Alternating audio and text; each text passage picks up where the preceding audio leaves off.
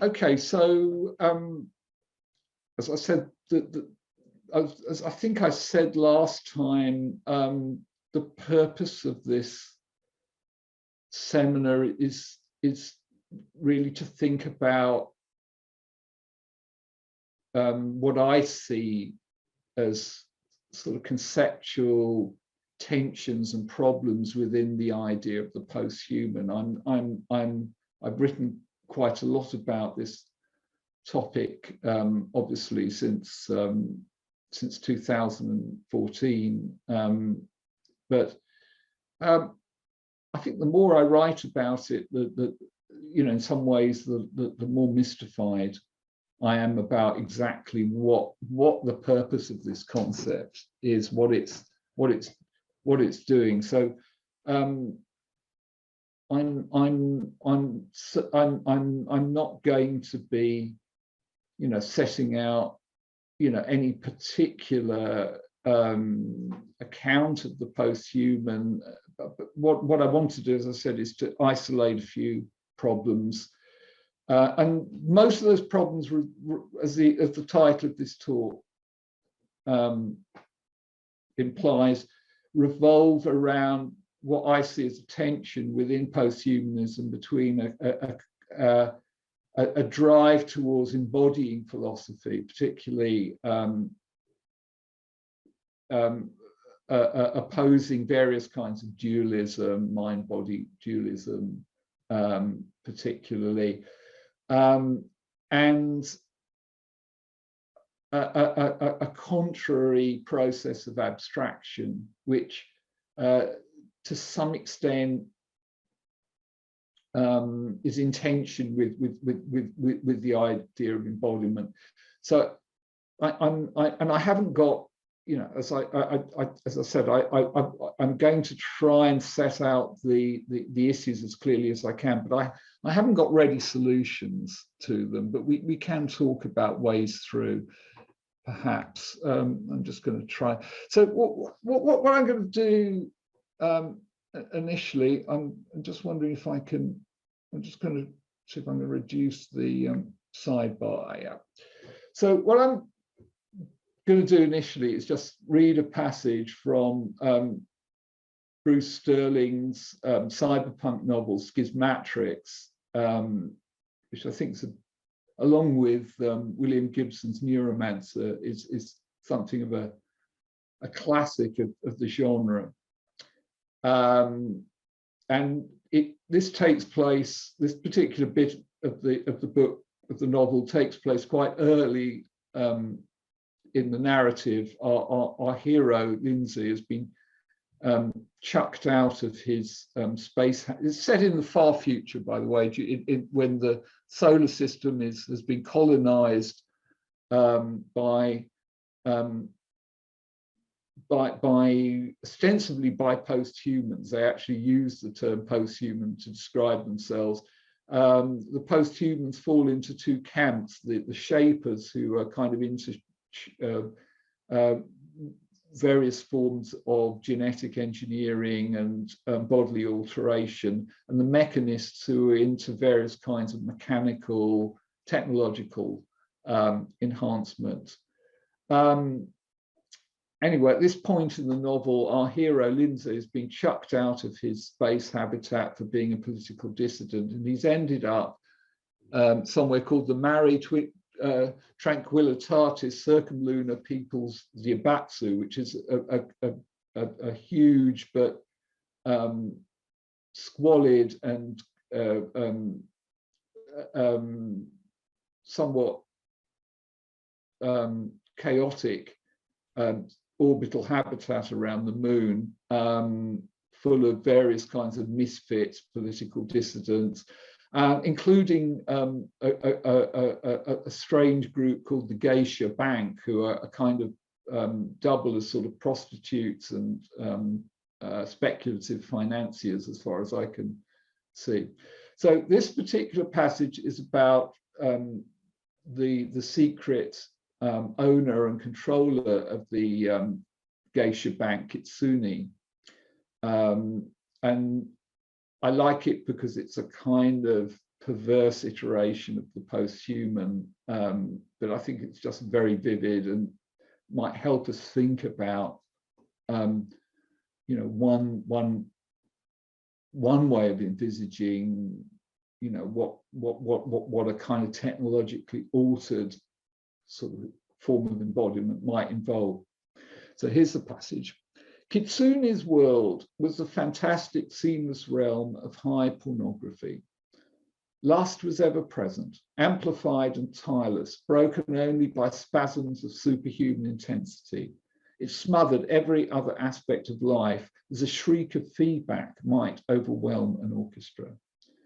Kitsune was an artificial creature and accepted her feverish world with a predator's thoughtlessness. Hers was a pure and abstract life, a hot, distorted parody of sainthood. The surgical assault on her body would have turned a human woman into a blank-eyed, erotic animal. But Kitsune was a shaper, with a shaper's unnatural resilience and genius. Her narrow world had turned her into something as sharp and as slippery as an oiled stiletto. She had spent 8 of her 20 years within the bank, where she dealt with customers and rivals on terms she thoroughly understood. Still, she knew there was a realm of mental experience taken for granted by humanity that was close to her. Shame, pride, guilt, love. She felt these emotions as dim shadows, dark reptilian trash burnt to ashes in an instant by searing ecstasy. She was not incapable of human feeling. It was simply too mild for her to notice. It had become a second subconscious, a buried intuitive layer, but below her posthuman mode of thought. Her consciousness was an amalgam of coldly pragmatic logic and convulsive pleasure. Kitsune knew that Lindsay was handicapped by his primitive mode of thought. She felt a kind of pity for him, a compassionate sorrow that she could not recognize or admit to herself. She believed he must be very old, from one of the first generation of shapers. Their genetic engineering had been limited and they could scarcely be told from original human stock. He must be almost 100 years old, yet to be so old yet look so young meant that he had chosen sound techniques of life extension. He dated back to an era before shaperism had reached its full expression. Bacteria still swarmed through his body. Kitsune never told him about the antibiotic pills and suppositones she took. Is that suppositones or suppositories? I don't know.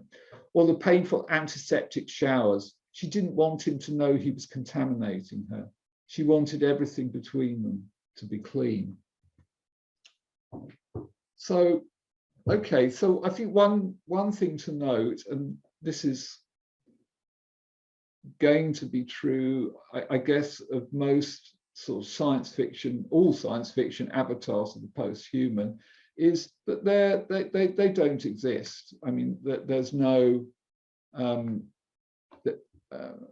just going to minimize that bar again. They don't exist. There are no posthumans in this sense. They're purely fictional characters. So if we were going to put this in sort of philosophical terms, we might say that, well, maybe there's some kind of concept of the posthuman or of a posthuman, but if so, it doesn't have an extension. There's nothing that comes under it, which of course doesn't mean that there might not be posthumans at some point, which is, you know, one of the ideas that I've tried to interrogate in my work, what it would mean, if you like, for there to be posthumans. But that kind of raises a reflective question that is, well, okay, this is fine if we want to talk about sort of imaginary science fiction worlds, but what use is a concept that we already know to be empty?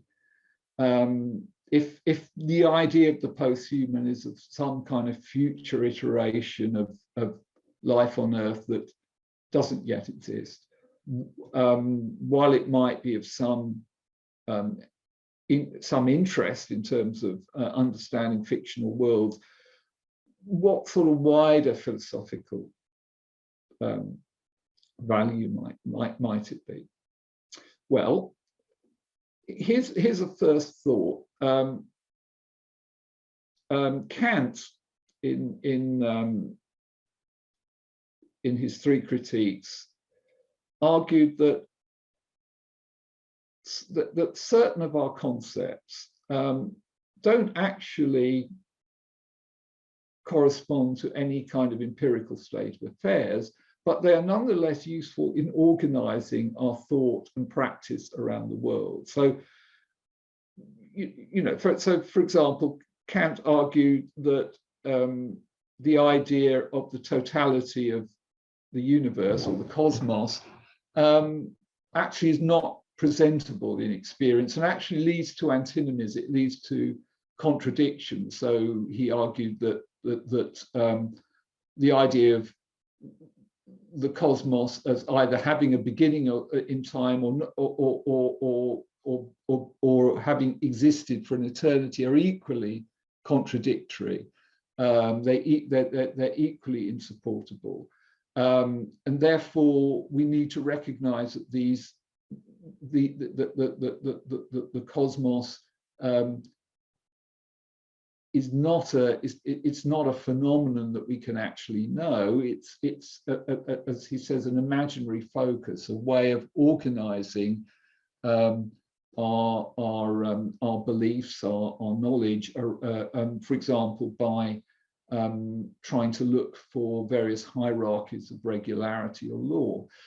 Similarly, the idea of purpose or teleology in nature for Kant had no empirical instantiation. He doesn't believe that there's literally a designer or a basis, or if you like, an ontological basis whereby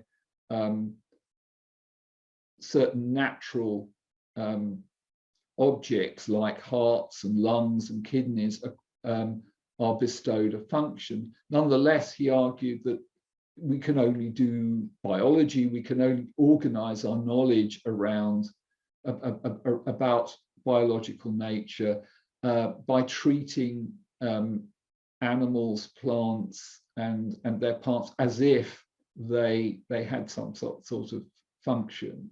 So again, the heart pumps blood around the body, the lungs act as a pump and a filtration device, or whatever. And then we can also translate this into the political sphere. So the idea of a society of rational beings or a kingdom of ends can also help us organize.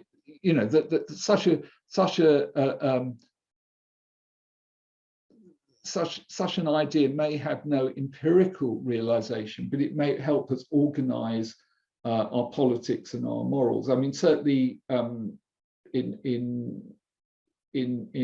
Rawls's work on justice, he argues that there are no, if you like, principles of justice that fall from the sky. They have to be constructed, and they're constructed within a context of a certain idea of a collection of agents, and the notion of justice we get depends on what assumptions we make about those agents. For example, whether they're human individuals or whole nation states. So, one way we might think about the posthuman is less as an empty empirical concept than as a way of organizing our experience and organizing on both our knowledge and our practice. And the context in which that might take place could be described as what I call as the posthuman predicament. That is, well, why do we need a concept of the posthuman? Because we're in a situation in which, on a planetary scale, life and mind have become entangled in various technological and ecological processes, which, for example, as in global warming, seem to be accelerating extremely fast. So, you know, human beings are only, as I understand it, you know, there's a worry about, for example, what's called the wet bulb temperature, which is a measure of kind of temperature and humidity. Human beings can't function outside of at a wet bulb temperature higher than 35 degrees, and some of those conditions are beginning to appear on Earth as a result of global warming. So, you know, there are real worries simply about sustainability of biological existence, given processes which have been set in train by our own technological practices. And then you can extend that concern to various other kind of processes such as the growth of artificial intelligence, the development of various kinds of technologies which, if you like, intervene intimately either in the nature of mind or the nature of biological existence. So there seem to be multiple processes at work which might either threaten to bring an end to human life or other forms of life, various kinds of extinction, as well as technological processes which threaten to or promise to fundamentally change the substrate of life and mind. So the acronym is for those technologies are NBIC: nanotechnology, biotechnology, information technology, cognitive science. They're all ways in which our current and future technologies are intervening in life, intervening in mind, perhaps creating artificial minds or artificial pattern recognizers, such as neural networks, for example. And that seems to be, you know, regardless of whether we believe in the possibility of posthumans like Kitsune, that situation which we all find ourselves in. I mean, in a sense, even the, you know, nothing exhibits the interdependence of life and technology better than the COVID pandemic. The COVID pandemic, you know, was able to spread through human agency, through the process of international trade and travel. And that's also how it was possibly able to jump species originally through human action. So obviously our technological agency in the Anthropocene is having various setting in train various kinds of feedback processes, and at the same time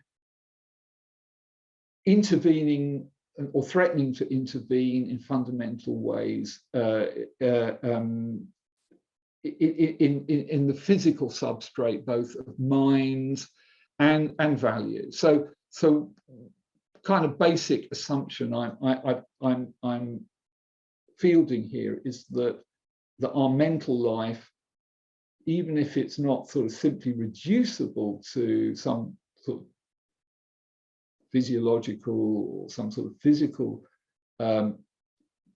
description of the body, our mental life supervenes or depends intimately on our embodiment. You know, I mean, if you take LSD, you're going to be you're taking a chemical that simulates some of the neural transmitters that your brain uses to communicate messages to neurons, and as a result you're going to get sort of various kinds of weird hallucinations and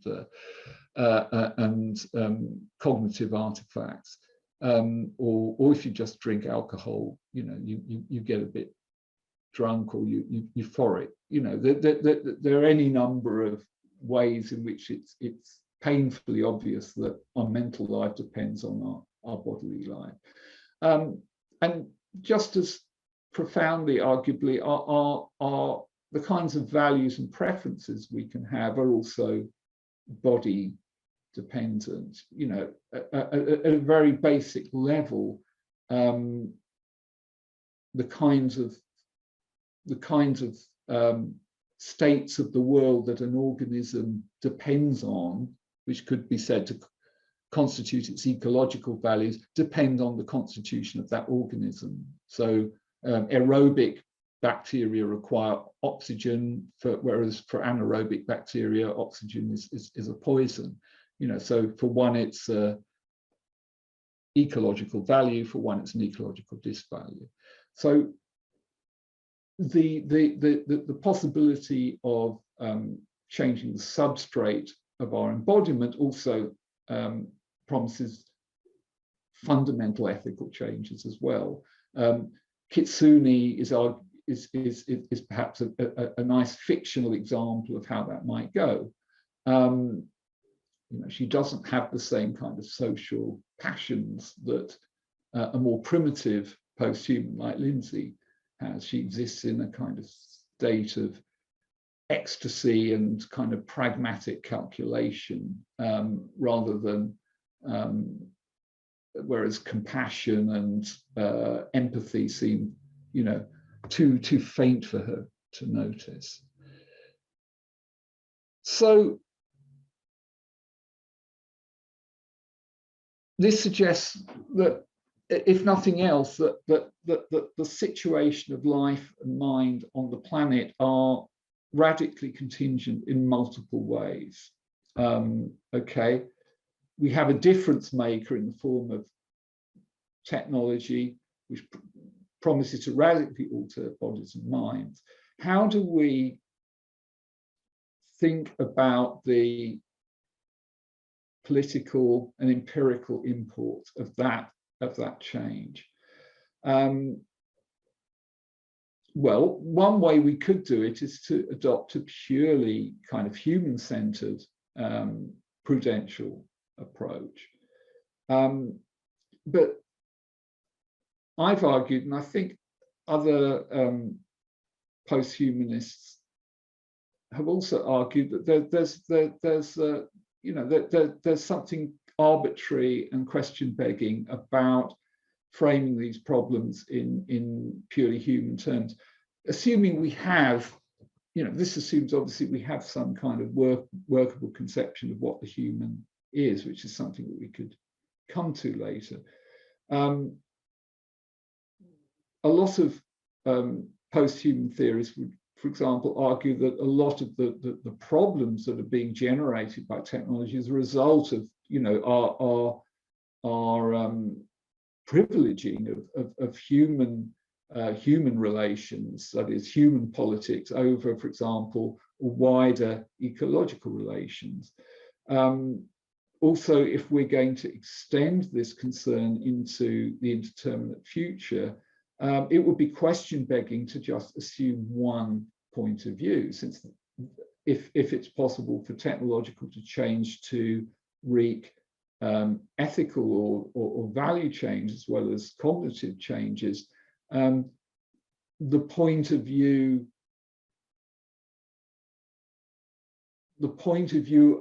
from which such changes could be surveyed and evaluated might itself change. There might be no, the point of view that we're adopting may not be relevant to, say, changes further down the line, more distant in historical time. So there seems to be a problem here. We want, on the one hand, to be able to think about the ethical, political import of radical technological change, and yet to do so from one privileged vantage point seems to underestimate the problem somehow, since the problem is in part a problem of shifting vantage points. Therefore, it may be both epistemically and morally arbitrary to frame things in terms of, you know, the sustainability of purely human politics or human forms of life. And as some posthumanists would argue, that perhaps is the source of some of the problems we're currently facing. Yet at the same time, and this is where I'm going to reference Rosie Braidotti's book, The Posthuman, it seems we do need something like an idea of a posthuman subject, because if we don't, how are we going to frame this vast potential for change that we're undergoing in various ways, in ways that have some kind of normative or ethical weight? So, you know, at a first approximation, a subject is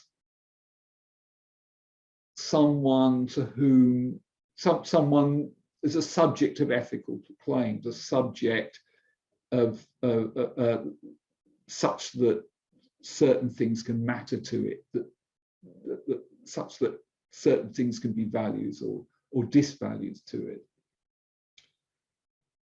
So it seems we need some kind of idea of the posthuman subject, even though privileging one kind of human subject seems to be problematic, certainly for a lot of writers within the tradition. And I mean, you know, at bottom, posthumanism is just a interrogation, questioning, and perhaps rejection of anthropocentrism, the idea that human sort of moral relationships, human political relationships, human epistemologies are somehow dominant and should be kind of just presupposed when we think philosophically. It's an attempt to, if you like, deconstruct that assumption and find ways through it. Okay, so here we've got Rosie Braidotti in The Posthuman suggesting that we need a conception of subjectivity to, as she says, string together issues involving community bonding, governance, and justice.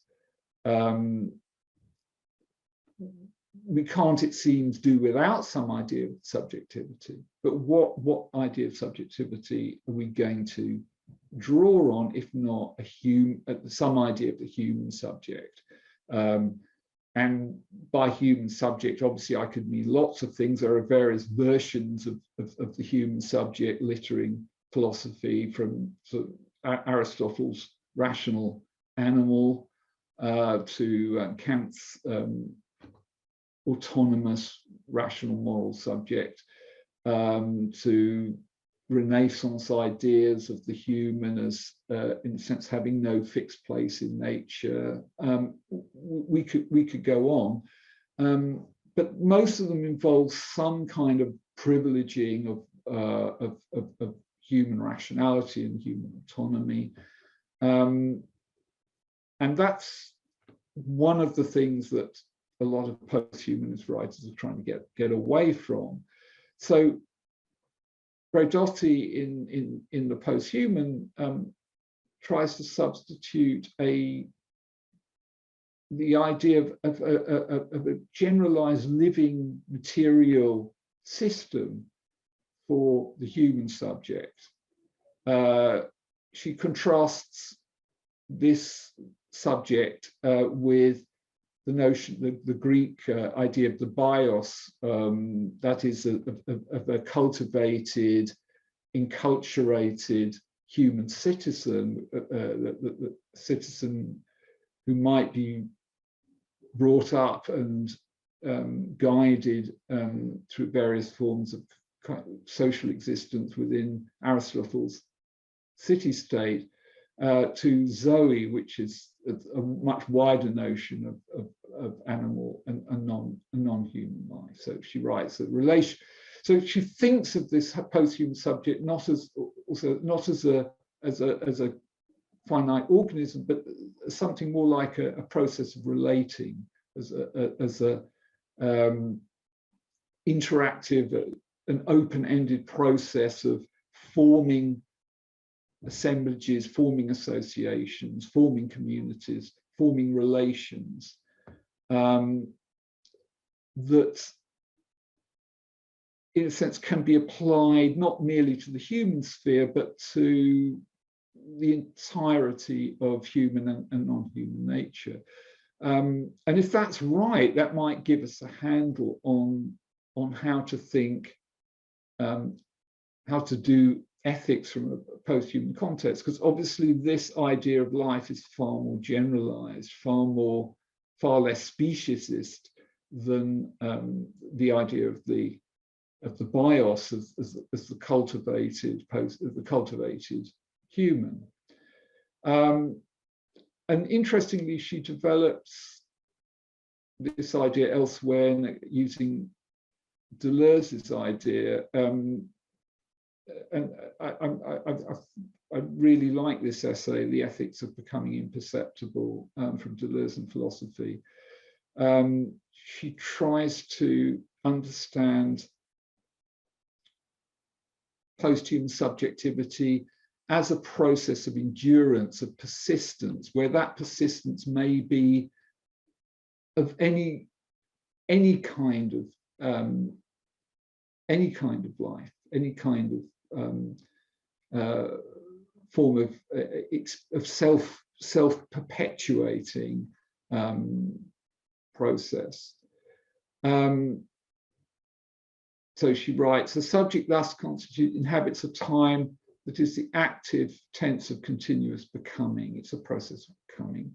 Deleuze defines the latter with reference to Bergson's concept of duration, thus proposing the notion of a subject as an entity that lasts, that is to say, that endures sustainable changes and transformation and enacts them around him, herself, in a community or collectivity.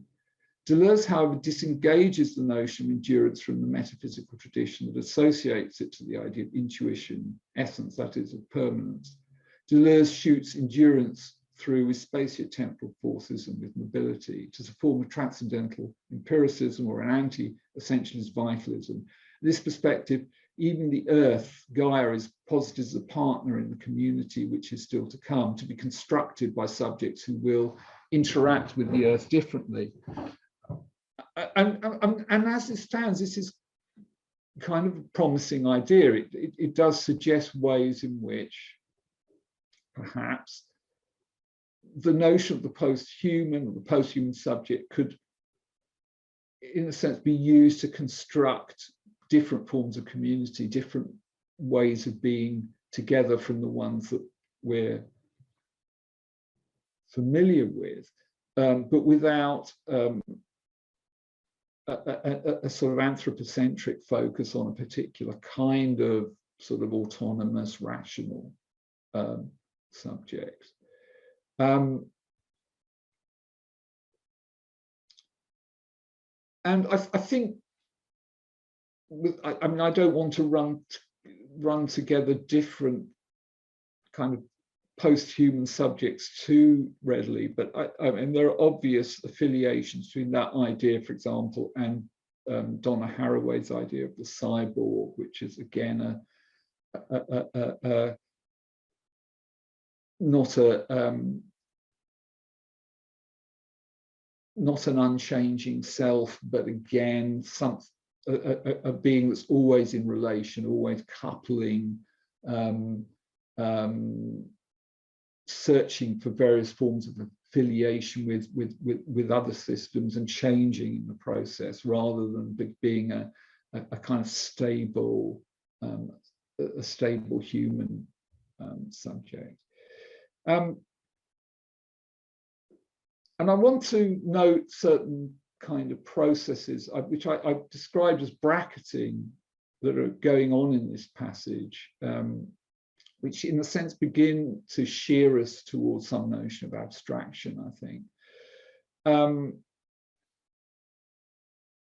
So by bracketing, I'm kind of alluding to a methodology that's used in phenomenology, whereby the phenomenology, which is a kind of study of it's a method for studying human experience and human embodiments, developed in the last century by Edmund Husserl. And Husserl argued that in order to describe and analyze our experience, we need to put out of play certain kind of assumptions about what that experience is about, whether it concerns an objective world, for example.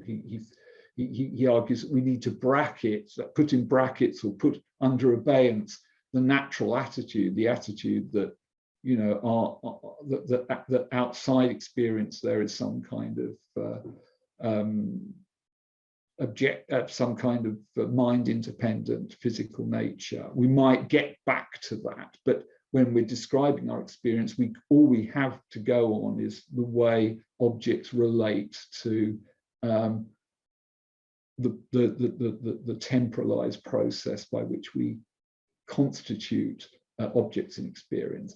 And I think there's a similar process in some posthumanist thought, a kind of putting in abeyance of certain assumptions about what constitutes an agent. So there's an epistemological bracketing that I've alluded to already, that posthuman vitalism of the kind that Bradott is advocating clearly involves abstracting away from purely human modes of representing or knowing, such as first-person phenomenology. That's already implicit in the move that Deleuze makes away from intuition and selfhood towards impersonal processes of becoming, however they are to be described. There's an ontological bracketing. It brackets the consideration of specific individuals, specific bodies, in favor of some kind of process of embodying, or process whereby living systems form assemblages and affective relationships of various kinds. And there's also an ethical bracketing implicit in this process, whereby, which really follows from my earlier point about the dependence of values on embodiment. Since no particular kind of embodiment is assumed, any particular system of values, or ecological or otherwise, is put under abeyance. It can't commit itself to any particular way of carving up the world into values or disvalues. And that seems to be a problem as well. So on the one hand, we could well posit that Gaia, or some sort of irenic community of peaceful posthumans sort of living in various forms of ecological interdependence, could be a kind of future world towards which we could direct our politics. But it's not really, that's underdetermined by the notion of Zoe, as far as I can see. We could just as well imagine a sort of endurance arm race between different systems, each living a highly intensive process of becoming, competing for various kinds of environmental or technological resources. And that's a possibility that I envisage at the end of my book, under the heading of functional autonomy. So functional autonomy, the idea of functional autonomy is simply the capacity of a system to accrue new values and to accrue relationships to self-sustaining systems of a similar kind. And that could endure in various fairly kind of peaceful forms, or it could endure in various rapacious forms. In fact, in a world of accelerating technological change, it might lead to processes which simply contribute to that acceleration through the development of new new forms of technology. So it's far from clear where Braidotti's notion of Zoe leaves us unless we're already kind of sort of back-ending certain assumptions about what would be a kind of worthwhile political or ethical form of life. Of itself, it seems to be highly indeterminate and thus doesn't seem to provide a kind of autonomous regulative principle for the construction of some sort of post-human future. As I write here, it locates a source of moral concern or ethical concern in the contingency of embodiment, but doesn't provide us with a way of selecting one kind of embodiment or community or ecology over another. So, for example, another example, it would certainly be consistent with the idea of a kind of vital posthumanism that we should work for the sustainability of terrestrial ecologies. But, you know, transhumanists who want to argue for, I don't know, space colonization or indefinite life extension could also be claiming to realize that same ethic. They're also, if you like, they could also claim to be extending the capacity of life to endure and undergo various forms of intense becoming. So in short, the process of kind to embody the post-human subject and sort of deconstruct the kind of dualisms that supposedly afflict humanism and anthropocentrism seem to lead us through another form of abstraction, the abstraction from any particular kind of embodiment or subject position.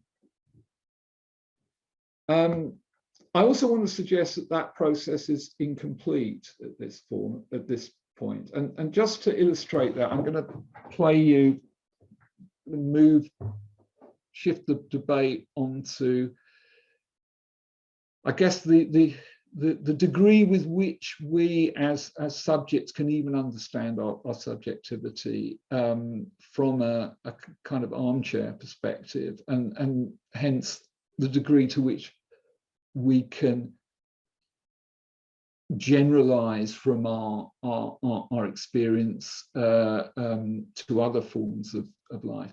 So I'm just going to play you to that end, I'm going to play you an 8-second extract from Yannis Xenakis's Concrete pH, so kind of proto-granular piece of music, which used tape recordings of burning charcoal to construct a kind of a very detailed and intricate sound assemblage. So this is just an 8-second extract from the piece.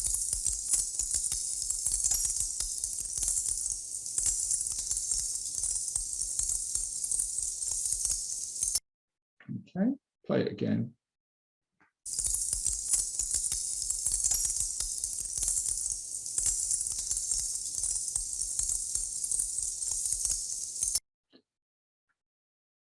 I mean, you insofar as you can hear it, I mean, what you can hear here seems to be just lots and lots of little sound grains, little sound events in various kinds of configuration, density, rarefaction. And now I'm going to play you. Oh, sorry, I'm just going to move on. This is another loop. This is a loop that I made from that 1 second of that 8-second clip.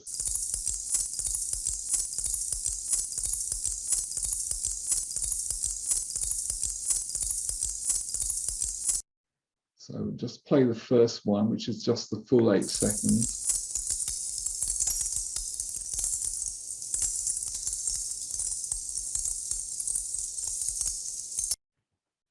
and this is the loop.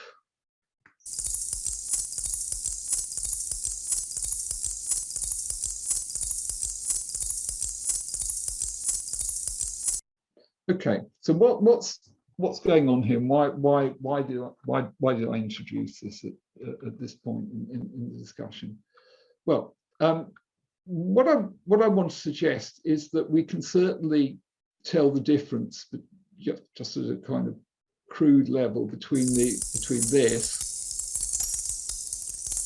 and this.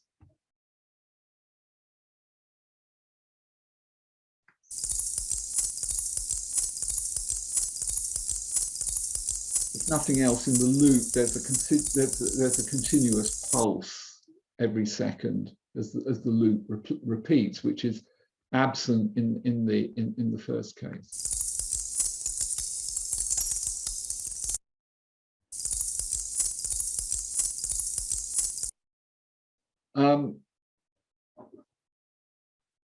However, that's a fairly crude way of differentiating them. That is, it doesn't really tell, just detecting the presence or the absence of a 1 second pulse in this clip does not tell you about the kind of fine auditory structure that is present in the first clip and absent in the second. That is, just being able to crudely distinguish these two experiences does not tell you about the fine grain, the actual detailed structure of those experiences. And sorry, I'm just gonna. So what I think this draws our attention to is that there's a kind of shortfall in experience between those features of our consciousness, our subjective experience, that we can conceptualize and re-identify with comparative ease, and those which are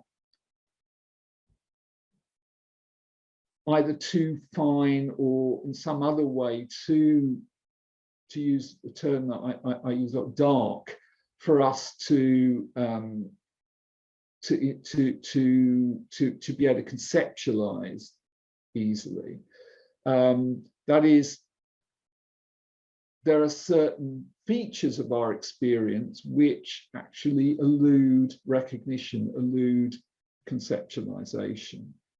And if that's the case, that we have no way of knowing from a purely first-person point of view how far that missing structure, that dark phenomenology, extends. So, for example, I argue in that original essay, Nature's Dark Domain, which I incorporated into a chapter of Posthuman Life, that just as there might be very kind of fine-grained structures or distinctions in experience, like, for example, very subtle distinctions of color or pitch, or very fine kind of granular structures of the kind we're listening to, which elude recognition. We can sense them, but we can't conceptualize them. There may be also highly general structures. So, for example, our experience of time is perhaps a structure of this kind, that simply by reflecting on our temporal experience, we're not actually in a position to understand what that experience is. So, if it's possible that most of our phenomenology and most of our subjective experience is actually inaccessible to us at a conceptual level, then not only aren't we in a position to anthropocentrically generalize our kind of experience to other life forms, we are in the dark often about the nature of our own phenomenology. Phenomenology, in other words, doesn't really tell us what phenomenology is. Our experience doesn't tell us what it is to have an experience.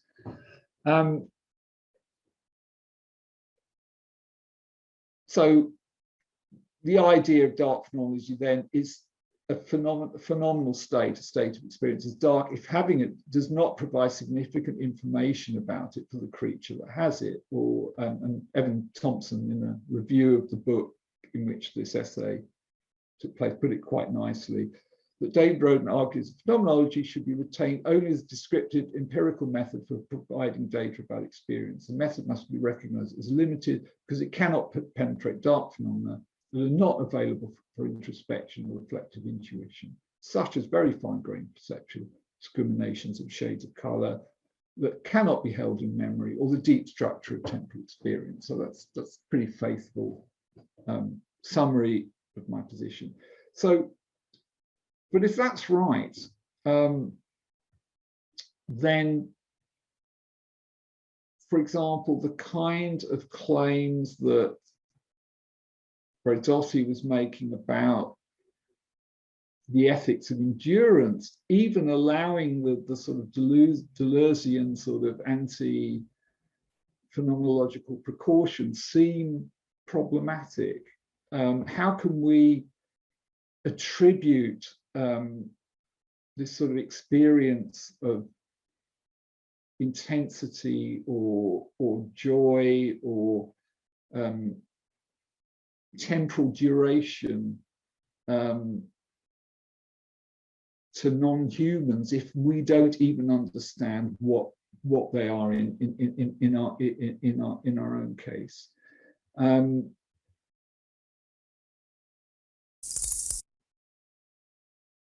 So that it's arguable then that we can push this process of anthropocentrism in an epistemological direction much further even than Deleuzians like Bradotti. And you know, variations on this idea, for example, are found in Metzinger's work, Thomas Metzinger's book, Being No One. And Metzinger argues that, you know, what we call a self is simply a very high level model of processes, that cognitive processes, computational processes in the brain, that we have no better access to. And as a result, we produce a model of an embodied self in space and time. But that's really just a coping mechanism. It's a way of orientating around a hugely complex world, complex system that we are not really evolved to represent in any kind of realistic way. It's purely a kind of automatically generated hallucination.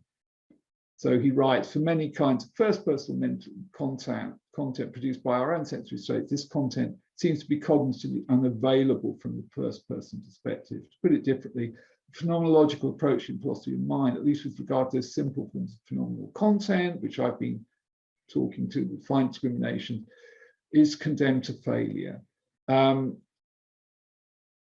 So the upshot of that is that the mind, the mind does not have any kind of privileged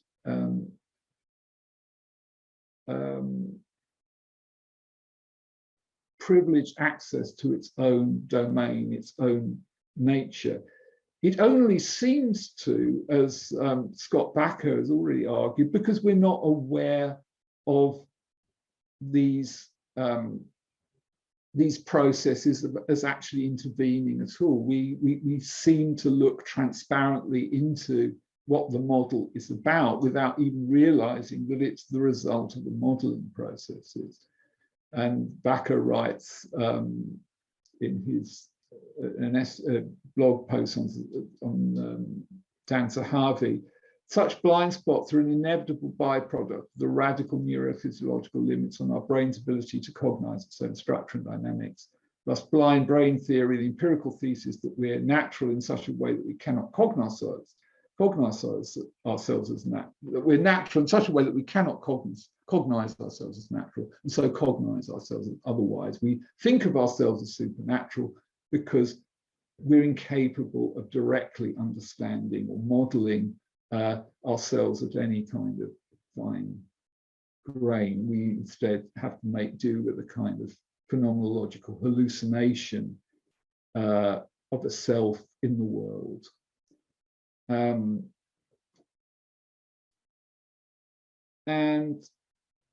Quentin Meillassoux, I think, makes a similar point from a slightly different perspective, because Meillassoux, unlike Bakker or Metzinger, isn't a naturalist, but he makes a similar objection to the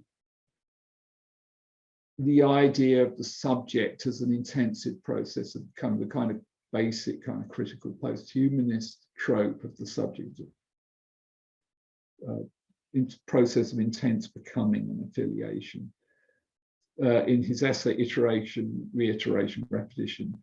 So was it this paradoxically called, so what is this that was paradoxically called the critique of the subject, of the human subject, critiquing the primacy of the rational subject so as to put it in its place as the subjective everywhere, setting against a certain type of subjectivity, consciousness, freedom, objective knowledge, housed only in the human, another type of subjectivity, will, life, habit, contraction, duration, this time housed everywhere. And it was also this that was readily called the de-anthropolization of nature. So, you know, there's obviously deeply polemical, sarcastic passage.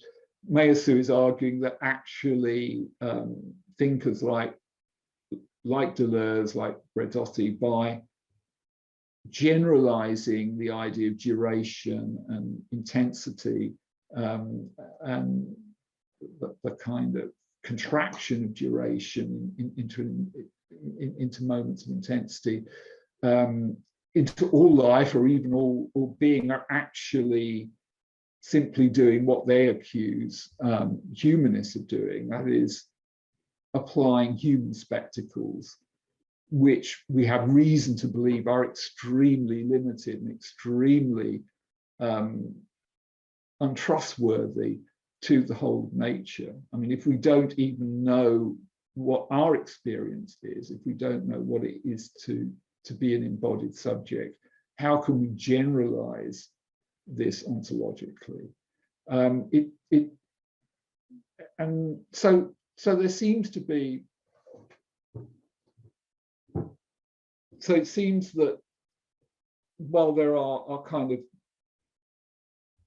virtues in the critical posthumanist project represented by Broddotti of questioning the privilege of the human subject and trying to formulate an idea of posthuman subjectivity, to do so in terms of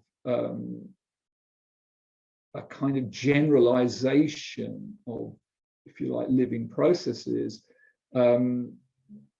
based ultimately on our own experience of duration, seems question begging at best. How can we extend that to the whole of nature when we don't even understand it in our own case? You know, when it actually may just be a kind of a user illusion generated by subpersonal modules in the brain. So how are we doing? So I think this gets us as, I mean, this gets us to a kind of impasse, I suppose. The process, what seemed like a way of perhaps constructing a kind of a form of posthuman life, a form of posthuman ethics,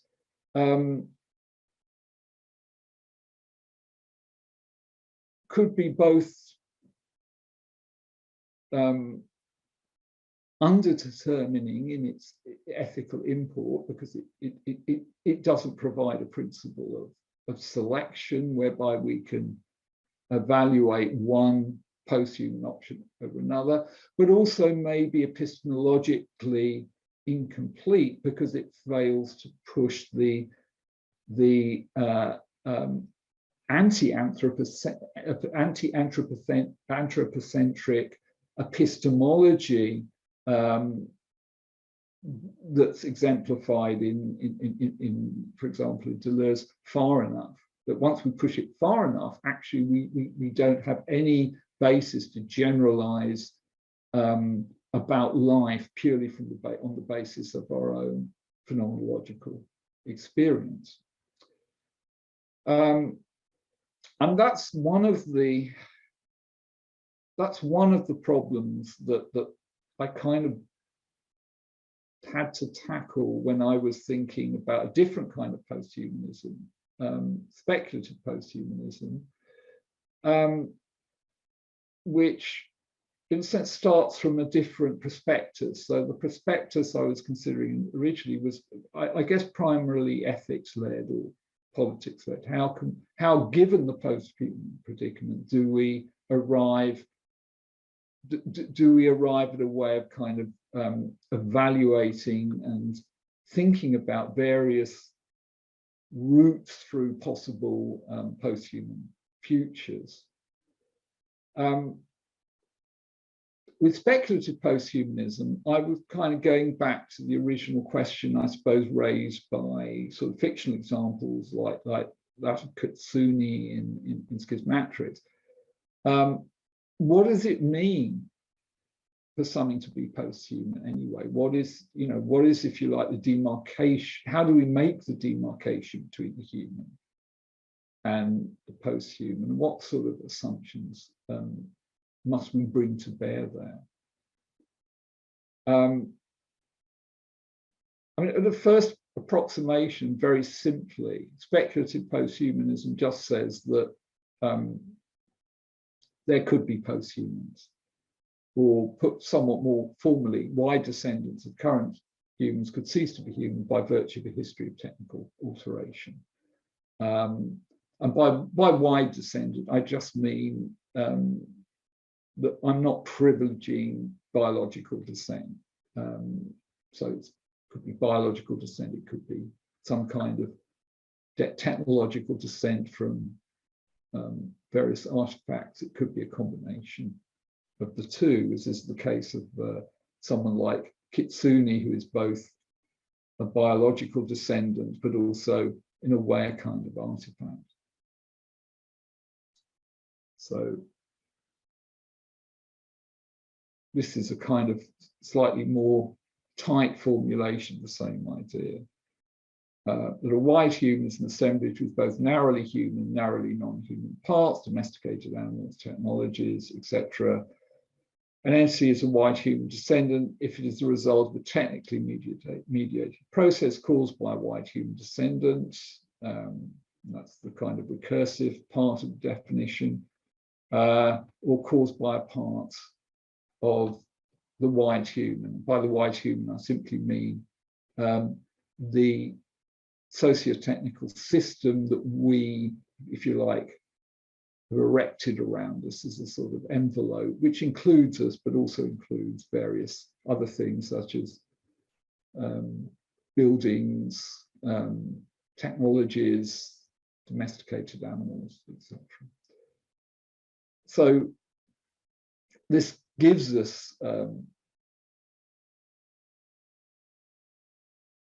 it gives us a workable, I argue, it gives us a workable definition of the posthuman, that something becomes posthuman if it kind of goes feral, if it has its origin somewhere in the white human, either as a biological or as a non-biological system, but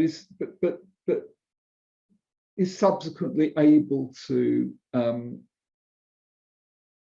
operate outside of it, maybe discover new values, new ways of existing. And then a posthuman, so a posthuman could either be, if you like, the first iteration of such a change, or it could be some descendant, wide descendant of such a system. So that's the disconnection thesis. The key point about the disconnection thesis is that unlike a kind of science fiction avatar of the posthuman, such as Kitsune, it tells us absolutely nothing about what posthumans in a speculative sense would be. It's, as I say, it's multiply realizable and multiply satisfiable. Lots of different things could conceivably, lots of different kinds of system could conceivably satisfy the disconnection predicate, or the disconnection relationship. And the nature of such disconnections, as I argue, I think this is a fairly safe assumption, would be diachronically emergent. That is, they'd involve new kinds of regularity, new kinds of empirical relationship that we're not currently privy to, that we can't anticipate in advance without actually running them, without actually generating those disconnections. Well, so far, I think this kind of, and I think this, one of the reasons I introduced this idea at this point is I think this reintroduces this idea of abstraction. Clearly, this is an abstract relationship. It's a purely abstract specification of the posthuman. And given the precautions I raised early on in the talk, it doesn't give us much ethical to go on. I mean, it doesn't tell us whether it would be nice or nasty to be a posthuman, or what niceness and nastiness would actually involve for posthuman life. It might be something very different to what they involve for us, if even those terms are even commensurable.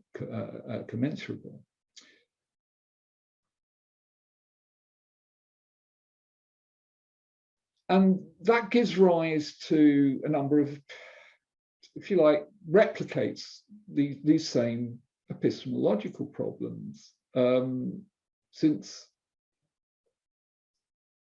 we don't, there may, you know, I don't know whether posthumans of this kind are actually possible, but we can suppose that there are at least, that there is at least some distinction to be made between those kinds of posthumans which are technically feasible and those that aren't. I mean, so something that would involve magic, like Sauron in Lord of the Rings, or angels or ghosts, presumably wouldn't be a possible posthuman, but there may be various kinds of technically feasible posthuman that could satisfy the disconnection relationship. The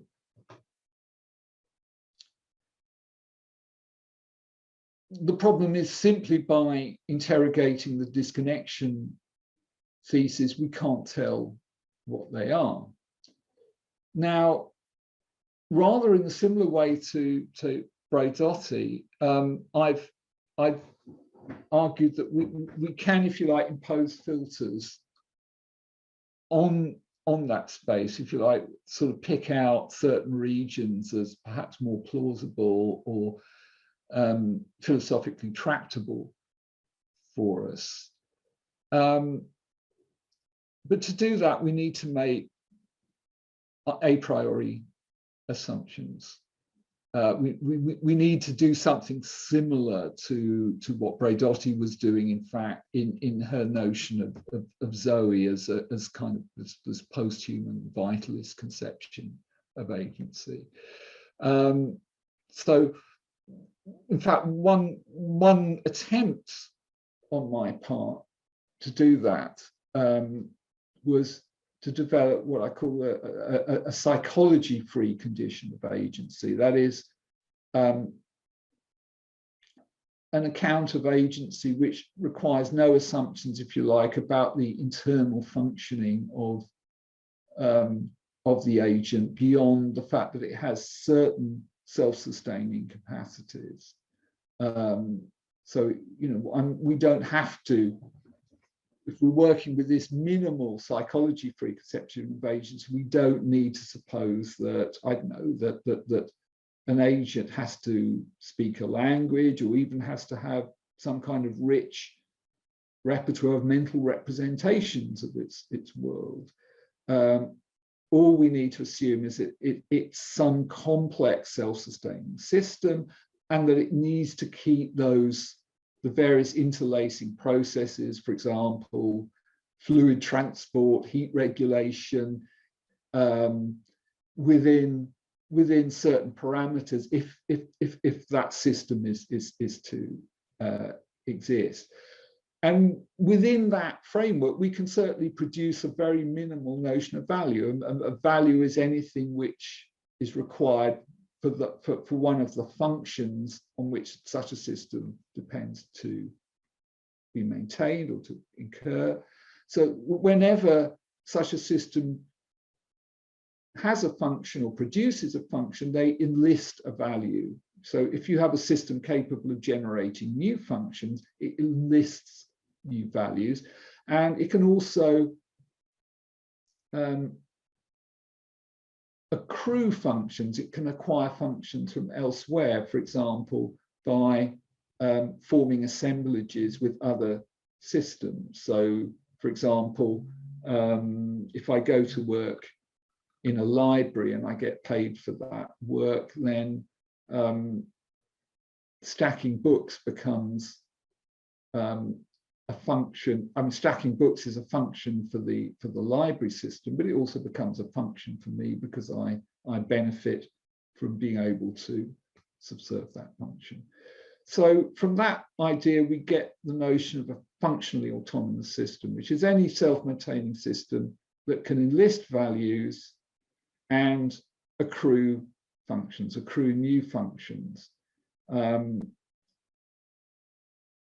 So functional autonomy is the nearest thing in posthuman life to moral autonomy. It's a functionally autonomous agent roughly is an agent that's able to find new values, new ways of being.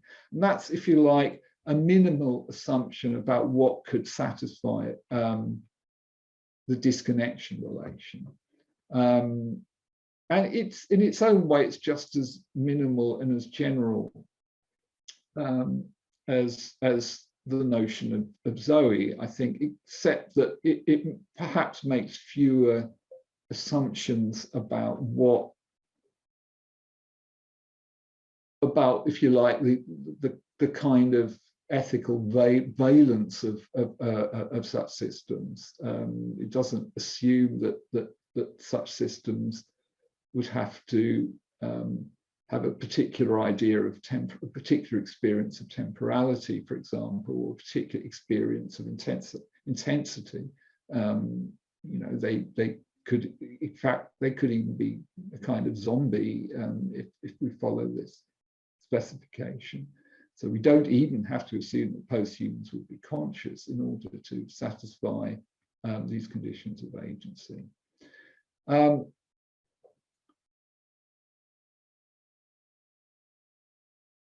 So, and alongside that, I developed two ideas anthropologically, if you like, two ideas, if you like, for two ways of thinking about the filters that we can impose on this space.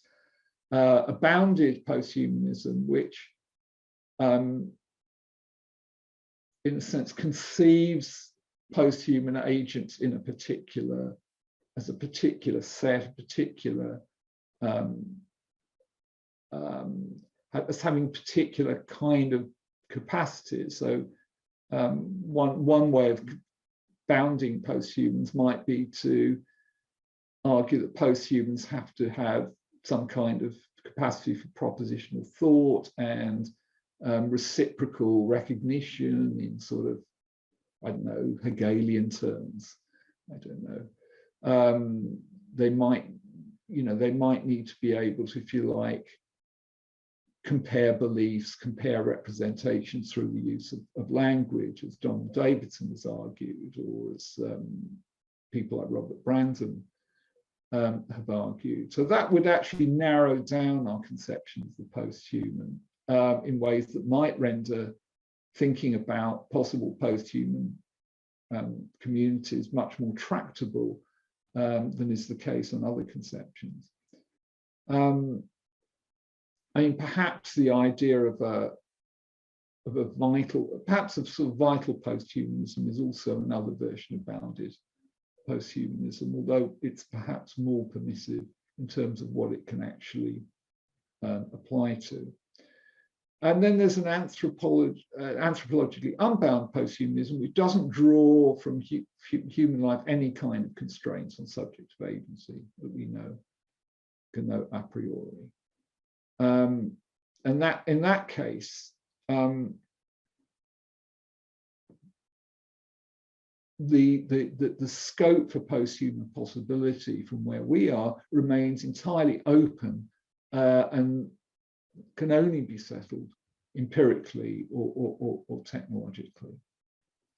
Now, I want to focus on this idea of rational subjects, the idea that perhaps we can bound posthumanism not to an idea of living systems, but to rational subjectivity, and particularly the kind of, I suppose, the kind of rational subjectivity that's say privileged in some inhumanist ideas about agency, such as we have, I don't know, Ray Brassier's work, Reza Negrestani's work. So there, roughly, the idea is that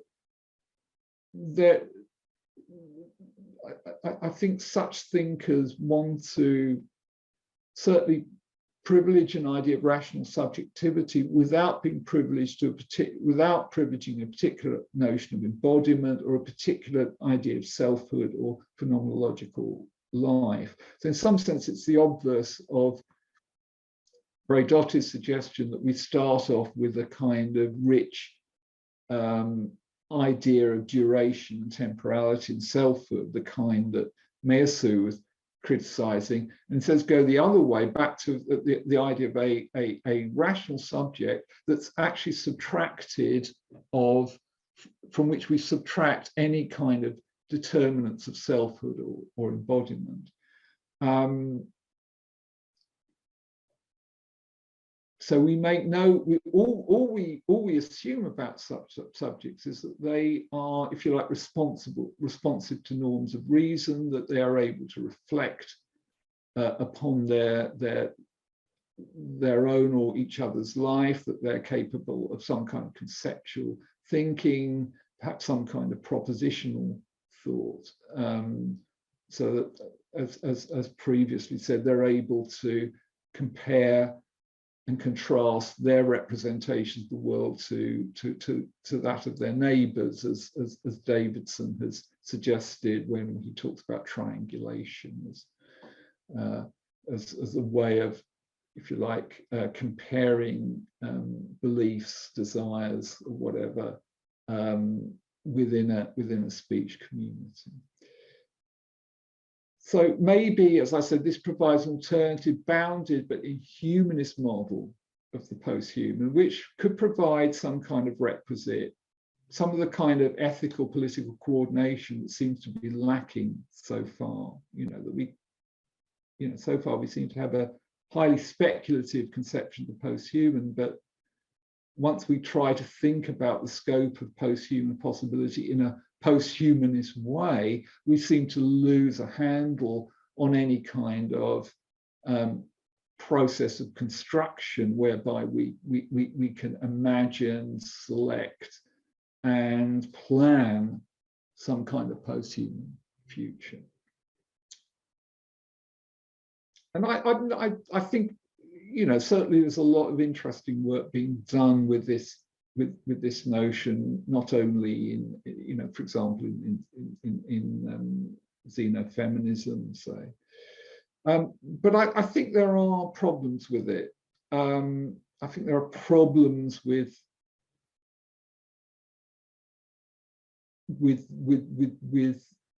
assuming the scope, simply applying that model to the whole of posthuman possibility.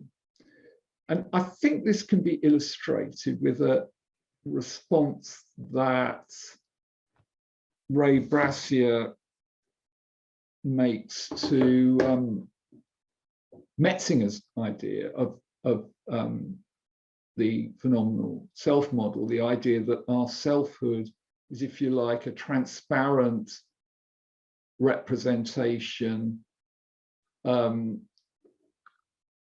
which allows us to cope with a complex internal and external milieu, which is far beyond our capacity to represent at any grain. So the idea of transparency, again, is that it's a phenomenological idea. It's the idea that when we represent the world, when we represent, when I represent the screen that I'm looking at in front of me in visual experience, you know, so we can presume that some kind of cascade of representational processes are going on once the light hits my retina, goes through various stages of processing in my parietal lobe, produces various distributed representations of the position and the nature of objects, which yields what at least seems like a seamless visual experience. The point is, all I'm aware of when I'm looking at my laptop and looking at my screen is the laptop and the screen. I'm not aware of any of these processes of representation. It's as if I'm looking through the representations to the thing that they're about. In that sense, they're phenomenally transparent rather than opaque. An example of an opaque representation might be a thought, a linguistically expressed thought. So if I think the cat is on the mat, I'm aware of that thought as having, not merely being a representation, but as actually having a particular syntactical structure. Whereas I'm completely unaware of the presumably vastly complex representation structures that are giving rise to my phenomenal experience. So that's why Metzinger wants to claim that our self-model is transparent. It generates an experience that generates a representation of the world that we're not aware as a representation. So we just look through it, we just take it as given. When in fact that's merely an illusion based on our incapacity to actually cognize it as a representation. And so for that reason, as Bakker argued, we are constitutively incapable of imagining ourselves as natural, because we can't imagine what it would be like to be aware of actually generating our experience of the world at some sort of fine grained computational level. So this is what Ray is speculating about here when he says that, recall that phenomenal transparency is a function of epistemic darkness. For any representation's degree of transparency is inversely proportional to the degree of available epistemic information about the representational process that preceded its instantiation. The more the more we're aware of the processes of cognition, the less transparent they become. There's an inverse relationship. Yeah. But, he goes on, it is possible to imagine systems endowed with the same cognitive capacities as humans, that is, conceptual thought, broadly, the ability to normatively to coordinate our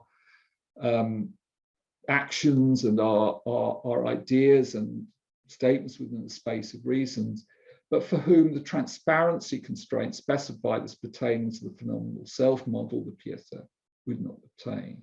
Thus, earlier processing stages would be potentially available for all partitions of its conscious self-representation. It would continuously recognize it as a representational construct, as an internally generated internal structure. So what Ray is speculating about here is the idea that we can, if you like, detach the phenomenology of selfhood from what, following Robert Brandon, he calls sapience, that is, the capacity to think conceptually and to situate oneself within the space of reasons, within, if you like, within logical space, within a community of other rational subjects, each of which can make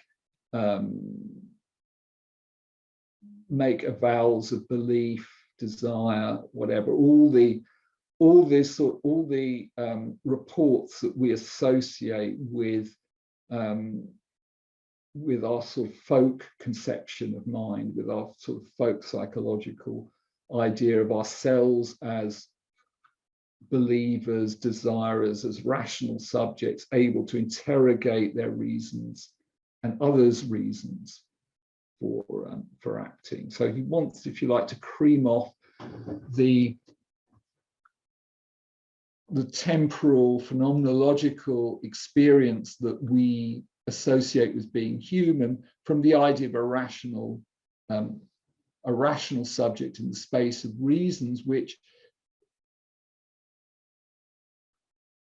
programmatically could be generalized much more broadly. So if this is right, then it's a, if this is a workable abstraction, or if it's a workable subtraction, if you like, we can subtract the phenomenal experience of humanity from the idea of a rational subject, then maybe this shows that the idea of a rational and humanist subject can be generalized to bound post-human possibility space, and hence perhaps provide some of the ethico-political resources for construction that seem to be missing in the case of the kind of critical post-humanist model. However, I think this is a fascinating but deeply problematic idea, and the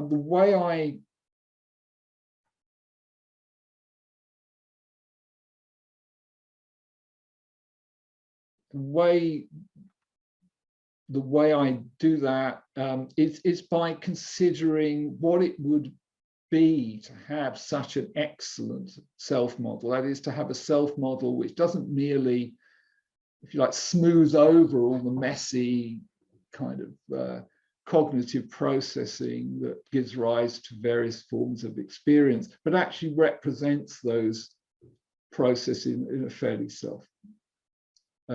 fairly kind of faithful, detailed way. So an opaque self-model, in other words.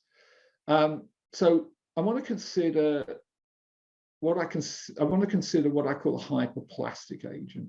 And a hyperplastic agent, at bare minimum, would have such an excellent fine-grained self-model. It would, in a sense, have a wiring diagram of its own hardware, if you think about it a bit like a robot with its own little manual for construction, and shows where all its subsystems and their connections are. Given this self-model, it would have a practically unlimited capacity to modify its physical and functional architecture. I think that would follow from having this self-representing capacity. From which we can infer that if we take any particular state, it could be a physically typed state, it could be, particularly configuration of synapses, say, in a particular cortical map, or it could be a particular circuit. Belonging to this agent S, given that it can modify its structure, that state can occur in a different context to the one that it actually occurs in. That's all I'm saying there. It's in slightly kind of overcomplicated form. So what I want to suggest is that an agent of the kind that Ray is talking about here would be some kind of hyperplastic agent, simply by virtue of having such detailed knowledge of its own architecture that it could actually intervene in that architecture at a very fine level. So what I want to know is, what I want to ask is whether, given this capacity, we could treat such subjects as kind of rational subjects within that could be situated within the space of reasons. That is, that there would be some sense to saying that such beings could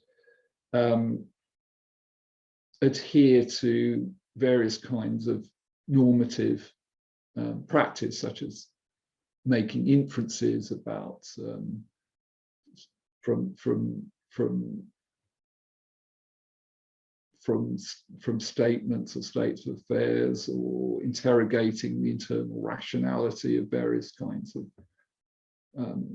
belief system, or evaluating the practical rationality or desirability of particular courses of action, all the things that we associate with a particular model of human rationality. What I suggest then is that would be the case if attributions of values, desires, and beliefs would be robust under different iterations of this agent. That is, despite the changes that it could exert, that it could implement through its knowledge of its own architecture,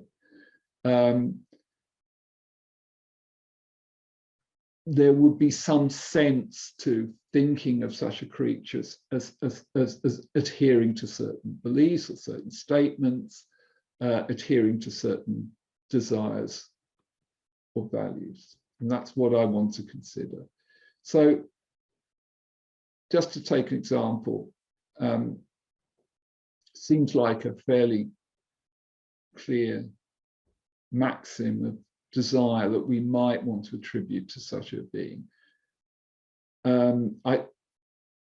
If a rational subject X has some categorical value V star, X should want to be motivated by the desire that V star is realized.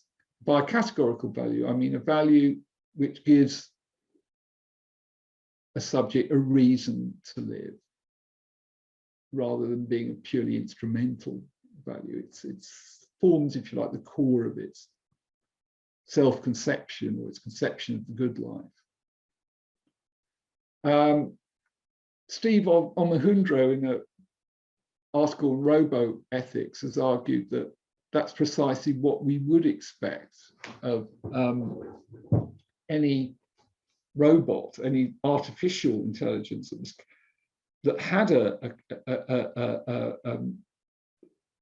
excellent self-model, that would basically clamp that self-model to keep those categorical values in play, and to ensure that future modifications wouldn't alter them.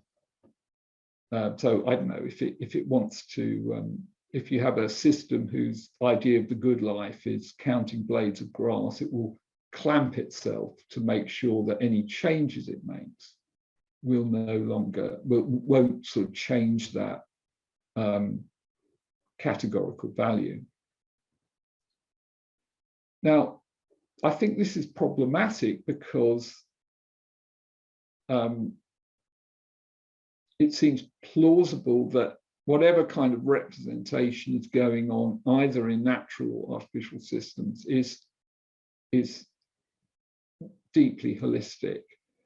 That is, it's not to do with the intrinsic shape or configuration of a circuit or a representation, but how that circuit plays within a much wider context. So it seems plausible that the value, as we talk just about value, meant by an internal state, will be holistically dependent on some existence of some context, some wider context. Could be a kind of cortical configuration of some kind. So it depends on how that circuit or representation is related to lots of other representations of the similar kind. That's what makes it holistic. And so the problem of clamping for such a system, and that could be Barassi selfless rational subject, or it could be Omohundro's robot, how to make sure that, given you've identified some system as sort of relating to a value V, that it always refers to V and not V star, V double star. The problem is that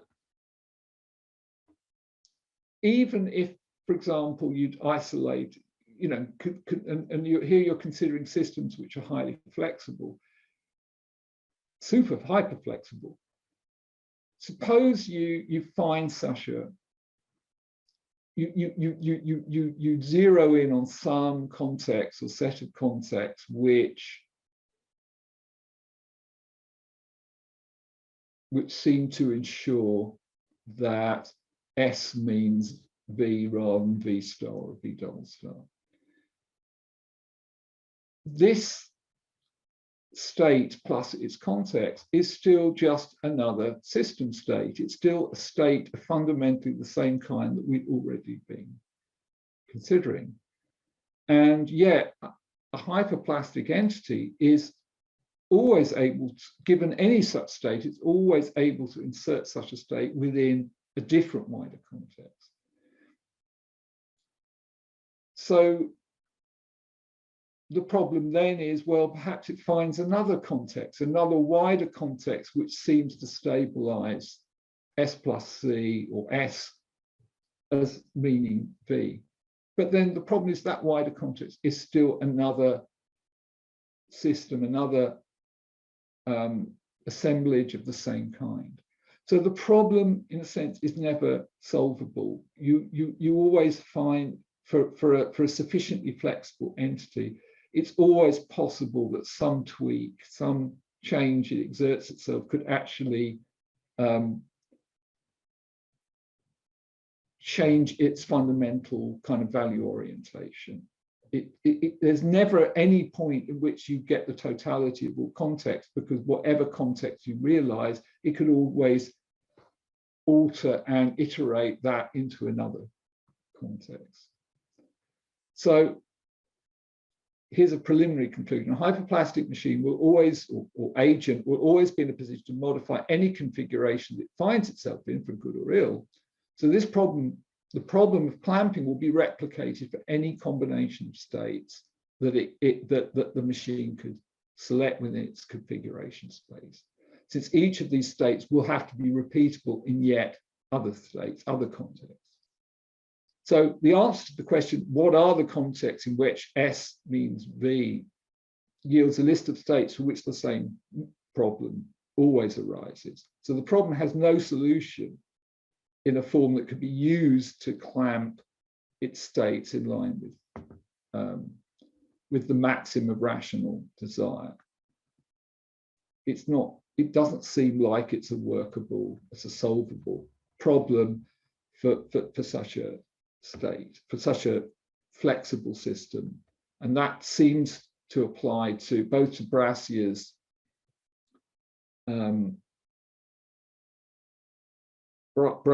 selfless rational subject or to Omohundro's robot, since they are both in this position of being so highly flexible that they can intervene in their own architecture.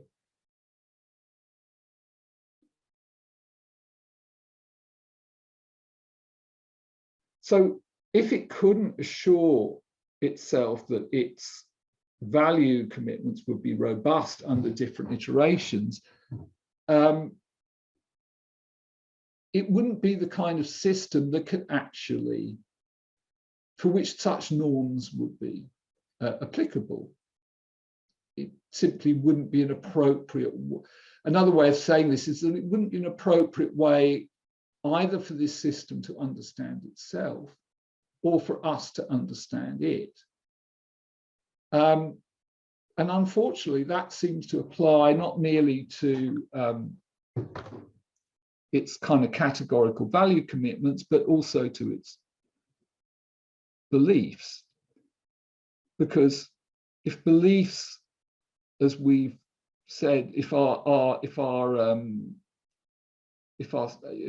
belief desire psychology supervenes on internal structure, without there being a kind of psychophysical reductive explanation of how it does that, and I'm assuming that here. So I'm actually assuming some kind of anti-reductionist account of relationship between psychology and the material substrate.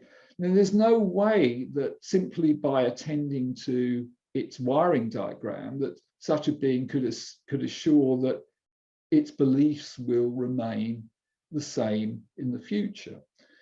So it doesn't seem that attributing stable beliefs or desires seems like that is applying something like what Dennett calls the intentional stance, will be a very good way of understanding such an agent. In fact, it's not clear how we could understand such an agent. I mean, it seems like something that, far from being something that we could situate in the space of reasons despite its lack of a personal self or phenomenology, it actually is beginning to look like something that we can't pragmatically grasp at all. There'd be no point for such a being to understand itself as having a particular set of beliefs, particular set of value commitments. Whatever it would be like. So not only would the phenomenology of such a being be kind of unamenable to our understanding, but the cognitive life of such a being wouldn't be, it seems, the kind that we could understand in terms that we can apply to rational subjects in the space of reasons. In a sense, it wouldn't be in the space of reasons because there'd be no point for a hyperplastic subject to, there'd be no utility for it to actually evaluate its present and future behavior under practical, such practical norms. So I think at this point, I'm inclined to say that, I mean, we have two options. We could either say that, well, a hyperplastic agent, the kind of agent that Omohundro and Brassia were speculating about is actually not a possibility. It's actually that we simply can't make sense of it as an agent, and hence such an agent wouldn't be possible. Or we can adopt a more realist position, say, even though such agents might transcend our powers of recognition, they still might exist. So the question is whether agency, the notion of agency itself, is transcends our ability to recognize what and where agents are.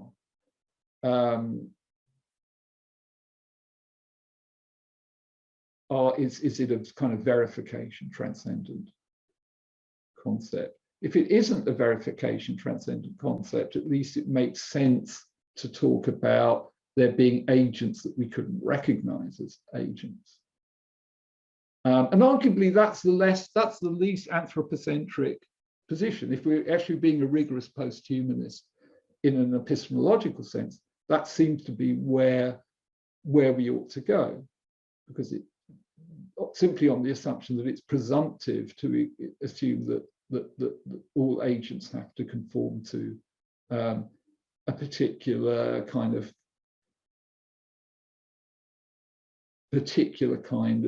rational psychology. Okay, so I'm just going to stop the screen share because I haven't been able to pick up on any comments, so somebody might have to kind of summarize for me at this point. So I think the upshot is something of an impasse that I think I can see why there are very good reasons for pursuing posthumanism as a kind of philosophical project, because both politically, ethically, and epistemologically, because there are obvious ways in which our posthuman predicament prompts us to think of alternative modes of being, and modes of being that might be generated by various kinds of human-generated technical change, where that covers everything from ecological change to some kind of speculative technological change involving intelligence or artificial intelligence or genetic engineering or whatever. I mean, our predicament prompts us to question our anthropocentric spectacles. At the same time, when we try to kind of impose some sort of order on the sort of possibility space that seems to open up once we do that, we seem to run into a series of, as far as I can see, into a series of dead ends. That I'm not sure that any kind of philosophical posthumanism or inhumanism provides us with a kind of question-begging way of narrowing down the possibilities that are opened up by the posthuman predicament. I mean, there might be some that are more workable than others, but I think they're all problematic for the reasons that I've been trying to argue here, which I think which I feel puts me, and I think it puts those of us who are trying to think rigorously about posthumanism into something of a, it puts us into a quandary. On the one hand, it seems we want, we don't just want metaphysical or epistemological speculations about imaginary life forms. We want some template, some way of thinking about how to produce posthuman futures that work, and that work for the posthumans in them. Maybe those posthumans will include some of us, maybe not. but at the same time, actually providing a kind of non-anthropocentric way of doing that seems to be extremely difficult. Certainly with it purely coming from within philosophy. You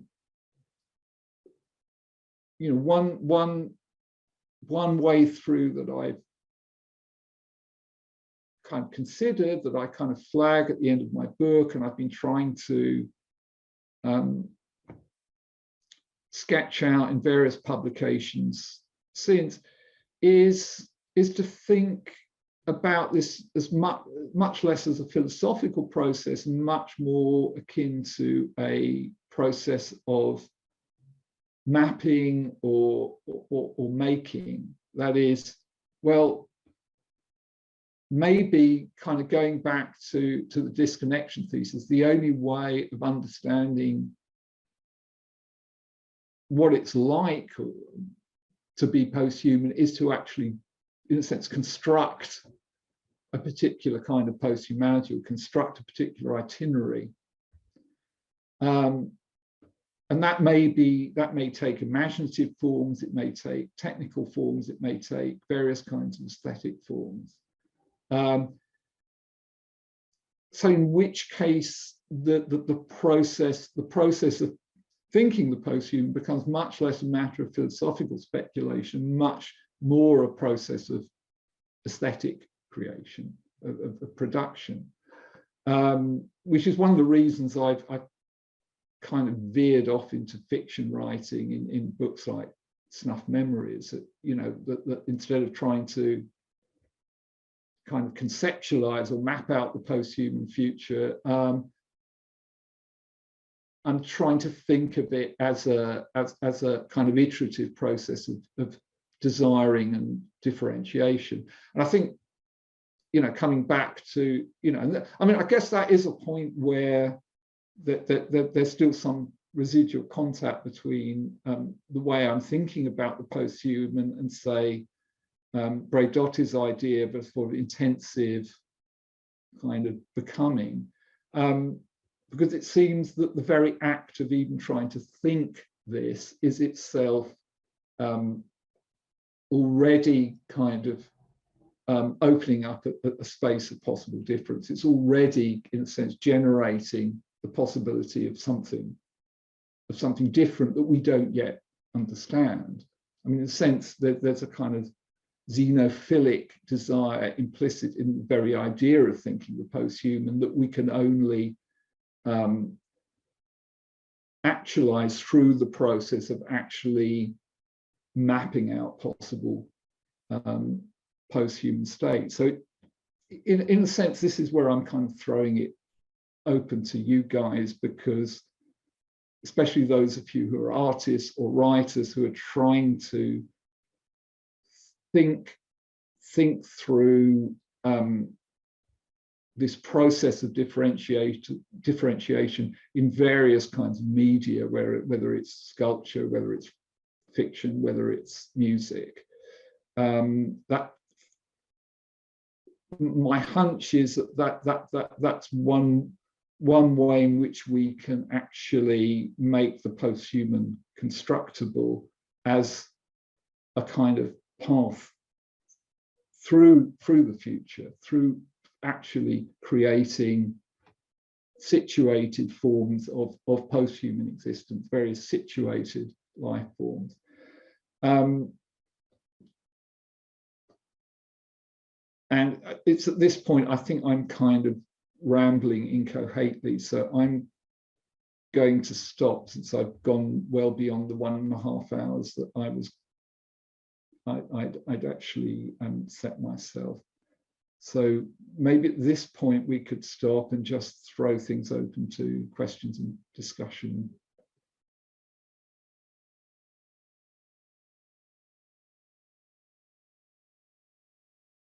I don't know if you can hear me. I can hear you, Renzo. I can hear you fine. Good, great. Thank you very much for your complete explanation and complete presentation of your own reflections. I have many doubts about your presentations, and I have many questions to by myself. First of all, for me, it's very important to make the distinction between techne and technology. This is very important to understand our own constitution as human beings. And you putting in your text that I read in Disconnection Thesis, you're talking about technogenesis. And I think it's relevant to understand that our own constitution made us to recreate our own process of knowledge, cognition, et cetera, related to our environment, our associated milieu, if we want to use the Simondonian terminology. So in that sense, you mentioned cosmos, in a Kantian sense, too. So if we are clear that our constitution is technical, by techne, by evolution of technical aspects and mediums, cosmos, in the same way that is morality, our mediation with cosmos is geographical, historical, and technical. We're clear on this in that sense. So cosmos and cosmology is technical mediums that we use it in our own specific geographical and historical associated medium by these technical constitutions. So now comes my doubt or my question about this, because of course it's very important to understand that you mentioned about to even outside of our ways to thinking or other ways to relate it with in all the aspects of knowledge or epistemological aspect of humans. And you mentioned embodiment. That is a very important definition, the embodiment. You make the example of Praidotti too in these aspects. So thinking in the body without mediation, is thinking the body without information. Is thinking the body in the sense of what it can do, the body can move and feel. That's all, without language. Body is matter, moving and feeling. Okay? But it's the other aspect that I told you, that is the technical constitution too, in this movement. No? I talking about in a priori sense, not posteriori. If we born, we are babies and we don't create yet language, but we have this evolutionary aspect of technical, because it's inside of our biological aspects. How do you think in this sense, David? Because it's in my own questions too, in my own research, because I in this research too, how we can continue knowing these technical constitutions,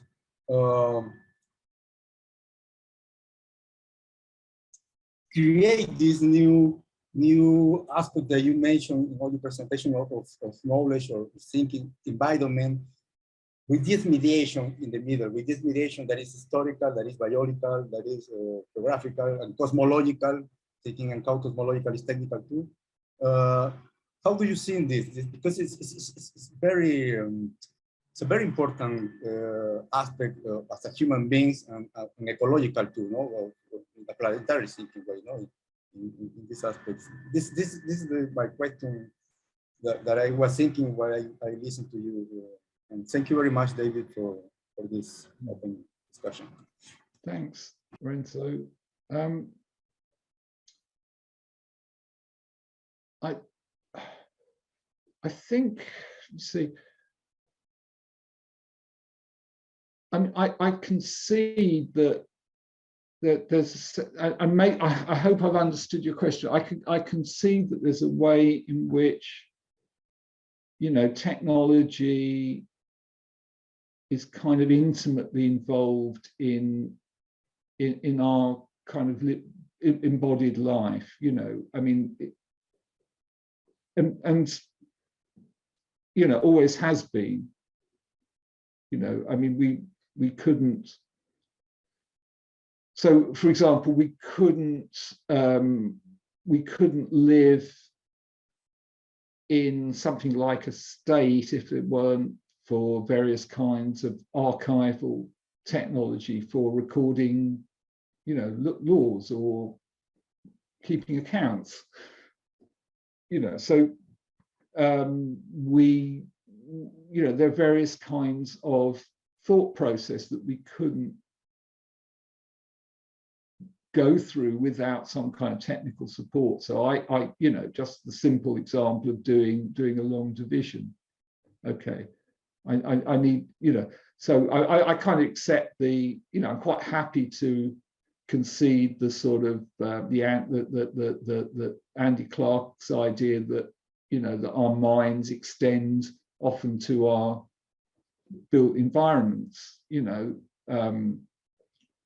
we offload our, you know, we offload part of our memories to our devices. You know, I don't remember telephone numbers anymore. Or very, you know, I probably know about 3.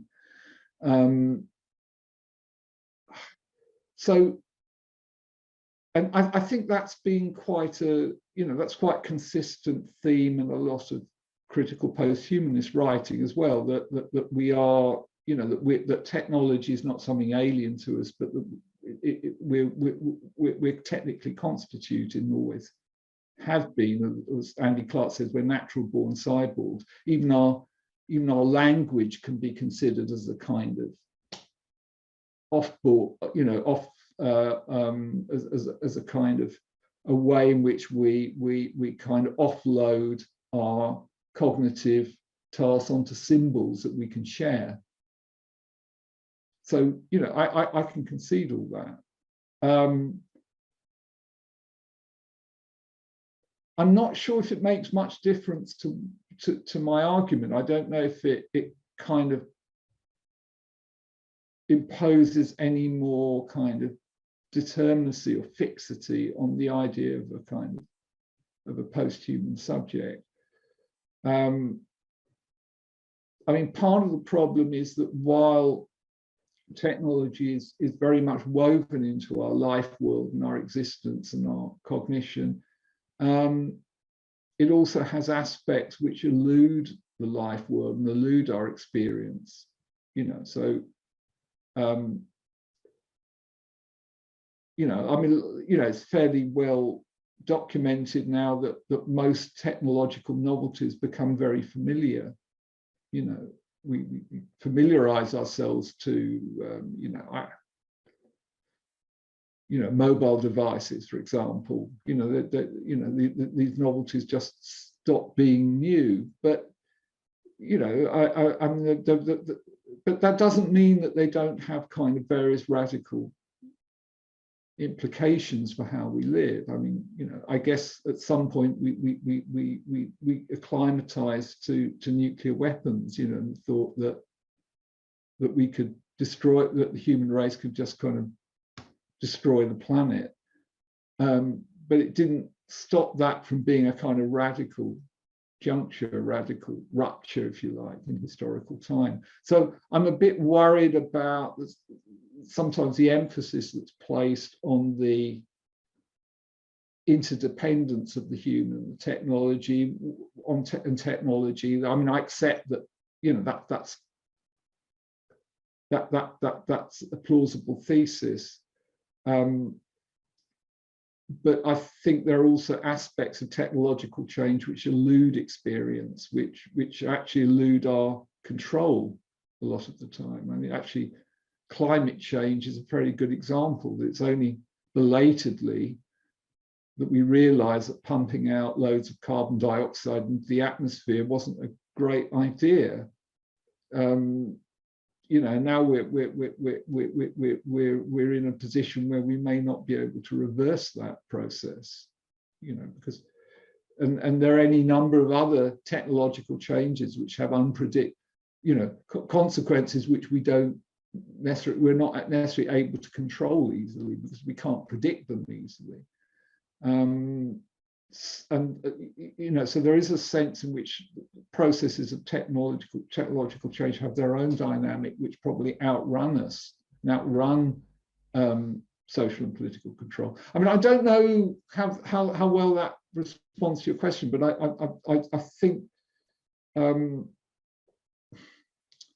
I think just emphasizing the intimacy, if you like, the technogenesis of the human isn't enough here for figuring the post-human. I don't think it really captures just how problematic this situation is, because we can admit all that, you know, without, but all these problems seem to remain, as far as I can see. Yeah. So just for finish, your example of Xenakis for me was a very good example, for sure, about the nature of recursivity and the nature of contingency. Because you put it the struct that is the original, and then you on loop. Of course, they make you think how humans are inside recursivity, you know, or informational recursivity all the time. But contingency maybe is the upside too of upside of the question about this calculability of all the planetary way. Yeah.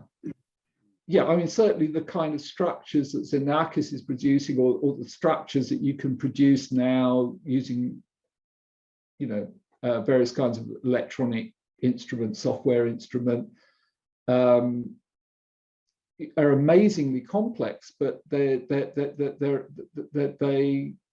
in a sense, you certainly need various calculating devices to do them. You have to manipulate an awful lot in the world. You can't.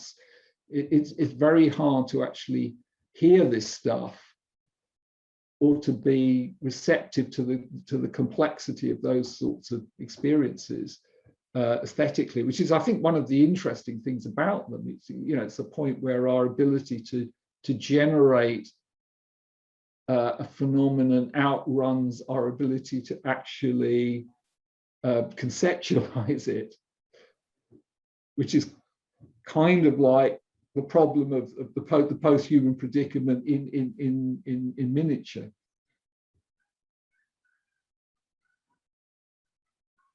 Hi, Martin. Hey, nice to see you. Okay, so you know I'm really interested in culture and cognition, and the differences that can occur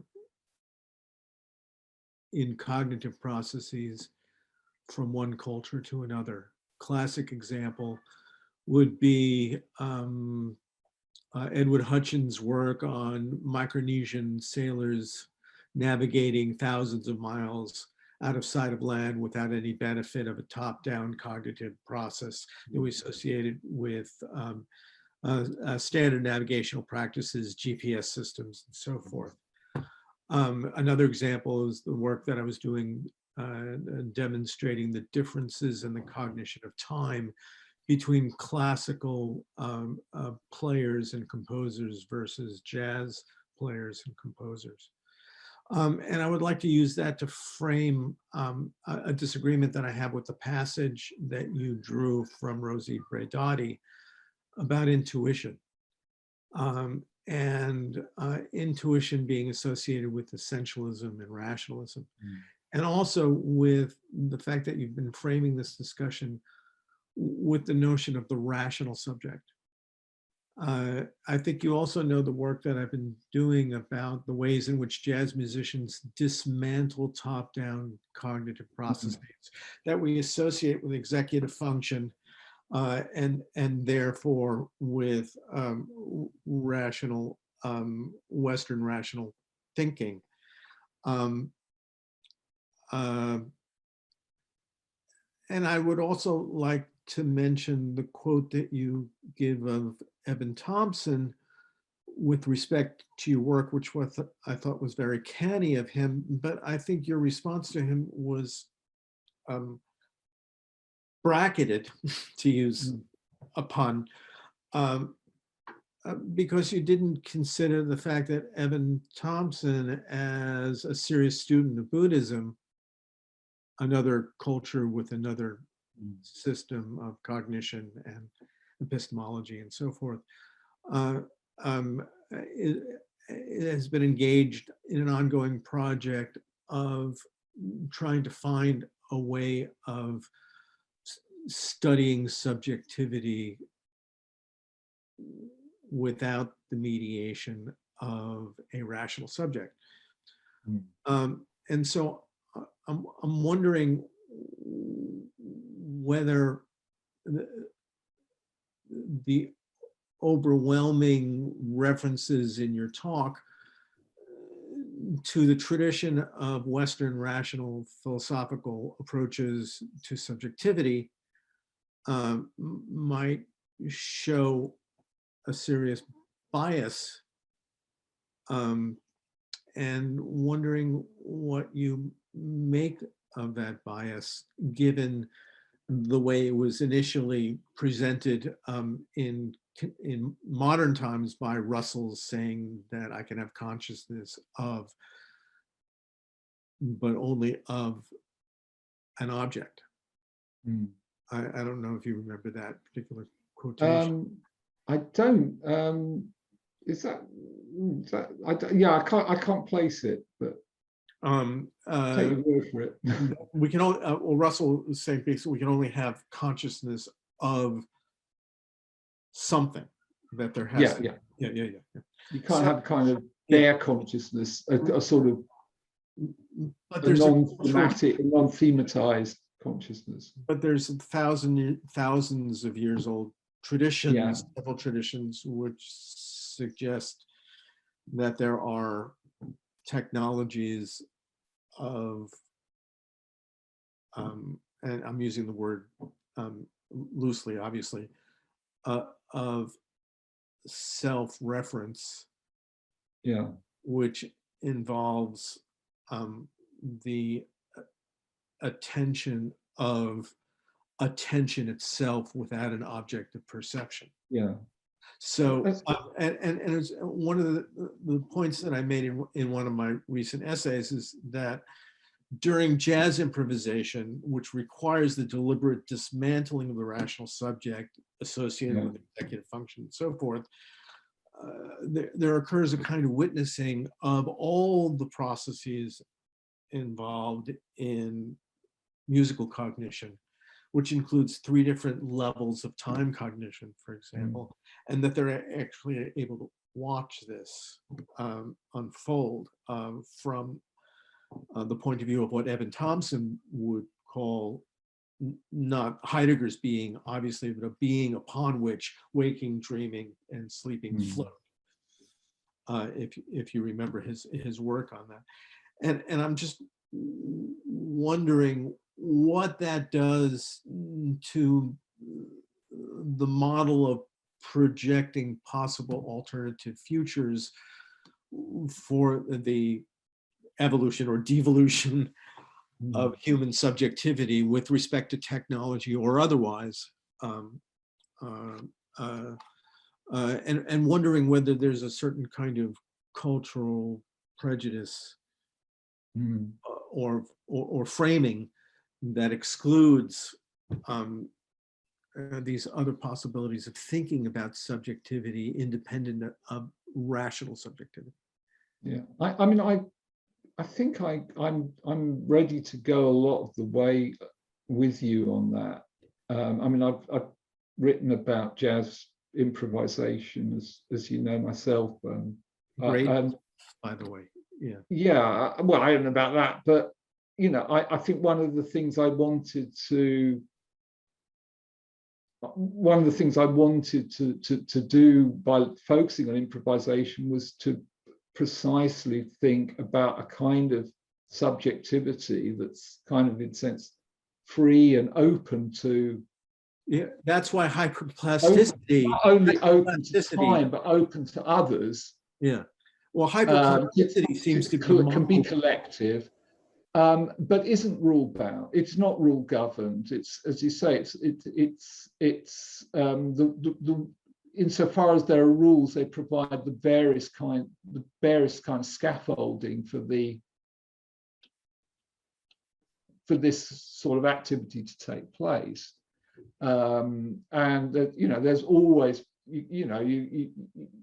so for example, I think you give the example in one of your writings when John Coltrane may take a sort of simple pentatonic or 4-note figure and just kind of take it right out of the underlying key, but through a process which, you know, becomes legible to the listener. It's not kind of random, and it creates a pattern, but it doesn't obey any kind of, you know, I mean, but you can talk about polytonal harmony, but in a sense, it's a pure process of construction which makes sense in the, you know, retroactively in the light of the action. It's not something that requires, you know, you and the rest of us just kind of copy it, I guess, when we, but as an experiment, it doesn't have to have any kind of you know, there's no kind of rule governed rationality which prescribes it. Well, and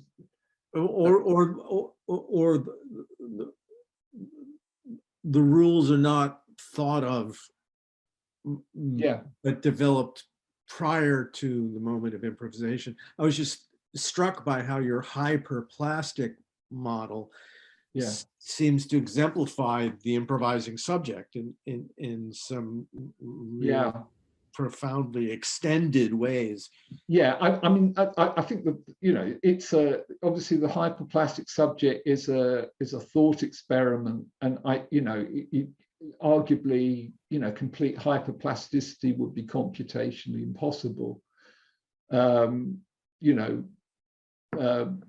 because there are some processes you could never, you could, for example, there are some, you can't, there's no way for such a system to reliably know whether some processes will be self-terminating or not, if you're thinking in terms of computation, because Turing's shown that. And there are all sorts of problems, but you know, so the way I qualified is saying, well, you can certainly imagine a subject with more access to its kind of architecture than we have. Scott Bakker has done that in one of his short stories, Crash Space, where he imagines people who are able to modify their own moods using a kind of virtual reality system of sliders, you know, which is a form of heightened plasticity, but not kind of the sort of the radical sort of. So you can think of agency as a, you know, the cultivation of agency as the cultivation of our control, both over the natural contingency and social contingencies around us, as well as our own kind of the contingency of our own kind of bodies. But it's the weird thing is, if you take that to its limit, then it's not. If you extend agency far enough, it seems either you no longer have agency, or you have a kind of agency that we, using the kind of framework of the kind of subject in the space of reasons with beliefs and desires that it can assess in terms of maxims of justification or practical reason, doesn't exist anymore. If I could just say that, you know, I've got lots of other questions, but I want to make room for other people. But I think the hyperplastic subject is certainly a thought experiment we're pursuing further. I mean, I was. If nothing else, it's just meant to sort of suggest that we need to be careful about how we project our ways. I mean, in a sense, it's part of an answer to your question. It's salutary for just thinking about projecting a certain way of thinking about the subject to various other kind of speculative incarnations, you know. And I think when you point out that there are different ways of thinking about subjectivity to the kind of subject-object relationship, I absolutely agree. That's also salutary. I think you know, I think it suggests that when we're thinking about posthuman subjectivity, it's not clear that there's going to be any one theory that's going to hack it, and maybe a more sort of empirical, experimental approach is what's needed rather than an ontology, because they, you know, I think both the inhumanist and the critical posthumanist ontology are so wide, they're so general that they don't give us any kind of specific ethical substance, but it's also not clear that they travel very well either. So yeah, I'm kind of agreeing with you, Martin. I think that maybe we need a more practical and empirical approach to subjectivity, or a more aesthetic approach, you know, when it comes to diagramming it through art and other forms of practice. I mean, it could be meditation practice, I don't know, maybe.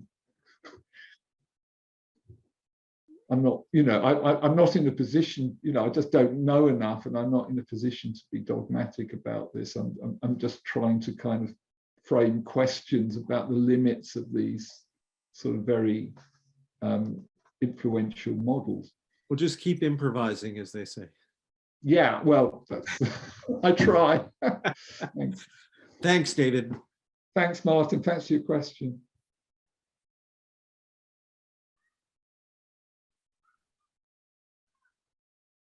Oh, Felice? Yeah. First, David. I've got the order right, but you're in the top, my top left-hand corner. So now you've moved, but. All right. I guess I'll go now. First of all, this was fantastic. I mean, it's just really amazing material. So just thank you. And I guess I'm going to try to be specific about the framing of a subject. So I teach design, I teach architecture. I actually practice as an artist. But I was on a review, and the premise of this project was designing a tower, like a high-rise, 100 years in the future or so, in the middle of Miami, which would be potentially underwater for the most part. And what struck me with this premise, I just laughed through the whole thing, was a kind of negation of fact that it might be too just damn hot to be here. Like, I mean, they were more concerned about raising the building above sea level rise and calling it a day. Although, I mean, it wasn't as reductive as I'm making it out to be. But I think what was interesting, though, was this idea of time as a sort of modality of working with this material. And it made me think of, I mean, you and David were talking about, I guess, music, jazz, you know, and it makes me think of iteration in the present sense, that the iterative, way of practicing, which I think is so crucial for us as artists, takes into account a kind of presentness. But I was also thinking about deep time, you know, and definitely post-human life cycle time as something quite alien. But yet climate change is making us look at that. But then conversely to that, I was talking to my colleague Adrian, who's here before our meeting today, and we were discussing like the Black Swan event, that could there be a disconnection in that sense, like there is in finance. So I was just wondering if you could address time in your own practice. Yeah, I mean, I think one of the things that prompted me to write Posthuman Life was just a sense that just having a kind of even a stable idea of the posthuman as a kind of, you know, I don't know, as a cyborg, say, or as some kind of embodied agent, should we say, didn't seem to allow for the possibility of rupture, because in fact it was often, you know, I mean, I'll give you an example. somewhere in his book, Natural Born Cyborgs, Andy Clark says, well, we don't have to worry about kind of big bad sort of Borgs like the Borg in Star Trek, because we've always been cyborgs. We've always been, you know, our minds and bodies have always been imbricated with technology. I just find that slightly complacent, because it, you know, the fact that even if it was true that these changes haven't produced radical ruptures thus far, and that's obviously arguable, it doesn't mean they won't. So, I mean, I think that's probably a long way round, a long way rambling way of saying, well, I think we probably need to have ways of thinking that are open to black swans, to rupture, and more sensitive to that possibility that and it's very hard, and it's actually very hard for us to think like that, because we're used to thinking in terms of, you know, certainly in philosophy, you know, just taking a certain idea of you know, a thing or an object or whatever, and generalizing it. You know, that's because that's what philosophers do. We universalize, we generalize models as you know, we're working in abstractions after all. But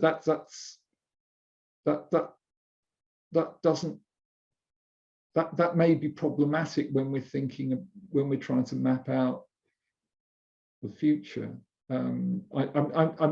That's probably a rather feeble answer, but I think just being cautious about generalizing models which might apply, you know, within, you know, a fairly familiar milieu to you know, some speculative point in the future seems, you know, worryingly parochial. But it's very hard for us to get out of that, as Martin was demonstrating, that, you know, I was opposing to, you know, kind of diametrically opposite conceptions of the subject, and perhaps ignoring, you know, much more subtle ones that you know, lie somewhere in between, perhaps. So I think that's something we just have to be self-critical about. I'm not sure if there's a particularly good answer to your question, but I do like the idea of I do like your example of the tower, you know, in the sense the assumptions that go into a building that's presumably built to last, when people haven't sufficiently thought through the circumstances in which it could be used, say, 50 years in the future. You know, so I guess maybe being an artist or an architect particularly an architect, forces one to be honest in a way that, say, being a philosopher doesn't, to such a degree. Thanks, David. Thanks. Alex. Yeah, hi. Thank you for me as well, David. Very, very sharp. So I guess the shortest way I can put like my question here is that, like, and I guess this goes at the very almost embarrassingly basic level of the whole thing, but isn't this tension between abstraction and embodiment already surprisingly resolved in, you know, a direction of even an enduring body, but certainly an intelligent body, just burning up resources, you know, and disintegrating and manifesting an abstraction in any sense that I can come up with, like very materially. So because I guess I come at this from like a, what you might, I guess, call like controversially a nihilist tradition that includes Bataille and Brassier to some degree, and, you know, certainly Nietzsche like vividly demonstrates that thinking makes the body fall apart, right? Yeah. But yeah, where abstraction is not what a body thinks about, but a machine part of a thinking body. And I think that's also where the futility that that came through in your talk very much, I think, in like dark phenomenology, but also like having non-empirical avatars of the posthuman becomes actually really productive and worthy of celebration, because it's just this sort of impossible problem that you can throw infinitely much energy away at, and thereby abstract yourself more and more towards like becoming posthuman, to like use that Deleuzian sort of framework. I'm kind of, I mean, like, every time I read Bataille, I always feel quite sympathetic. I mean, I'm definitely, got a lot of time for Bataille as a thinker, and I think you're right. There's no immediate danger of us being uploaded to a vast computer network. I mean, looks like we're going to be in, pretty kind of fragile, biological bodies for a good while yet. And actually, that's one of the reasons why I try to be quite careful about the use of sci-fi avatars. Just be questioning about them. So I'm not kind of committed to a disembodied existence. I think that, I guess the problems arise when we're trying to kind of think systematically through the issues raised by all the various contingencies of ecological, technological that I've been describing. I think a lot of what we take to be, a lot of what we take to be posthuman could be quite subtle. Like I kind of use the example of one of my essays of these kids who just withdraw from the world and stay in their bedrooms all the time and only interact through computer interfaces. The hikikomori is a Japanese term. And obviously they're not kind of posthuman in the way, I don't know, that a sort of sentient robot might be. But there is something sort of interesting about the way that this new kind of way of being in the world becomes possible because of a technical infrastructure. And I think I'm sympathetic to the idea also that there's something inherently transgressive about the very thought of the posthuman, that simply because it is almost content. If it isn't contentless, it's actually very hard to pin a content on it. So we're in experimenting with it, we're doing something which has no point or purpose beyond the elaboration of these models, almost. I mean, we can give a sort of ethical or political or whatever justification, but I think ultimately there's an almost libidinal side to this, which we can't deny, that we're engaged in producing something, the point of which is only to be discovered in the act of production itself, which relates back, I think, to Martin's point about improvisation. So I think there is a kind of inherent transgression in the very project of thinking and making here. I don't know how satisfactory that is, but I think it's a complicated. I'm hoping it's a complicated way of maybe awkward but complicated way of agreeing with you. No, yeah, that made sense. Yeah. I think it latched. Yeah, thank you.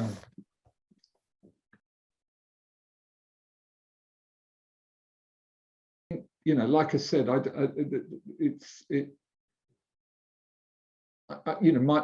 my hope is that this is this is not, as I said, I'm not kind of capable, as this is painfully obvious, of actually setting out a kind of consistent ontology or ethics or metaphysics of the posthuman. I mean, I've done some of that, but a lot of what I've been doing is actually setting it up only to undermine it. So I'm kind of hoping that this could act as a stimulus, you know. I mean, I think all of you seem to be thinking through this stuff in your own way, in ways that are kind of productive and you know, provide some kind of, I don't know, some kind of way of finessing your way through your work, through your creation, and that's kind of what we're about, more than just sort of doing philosophy, I hope.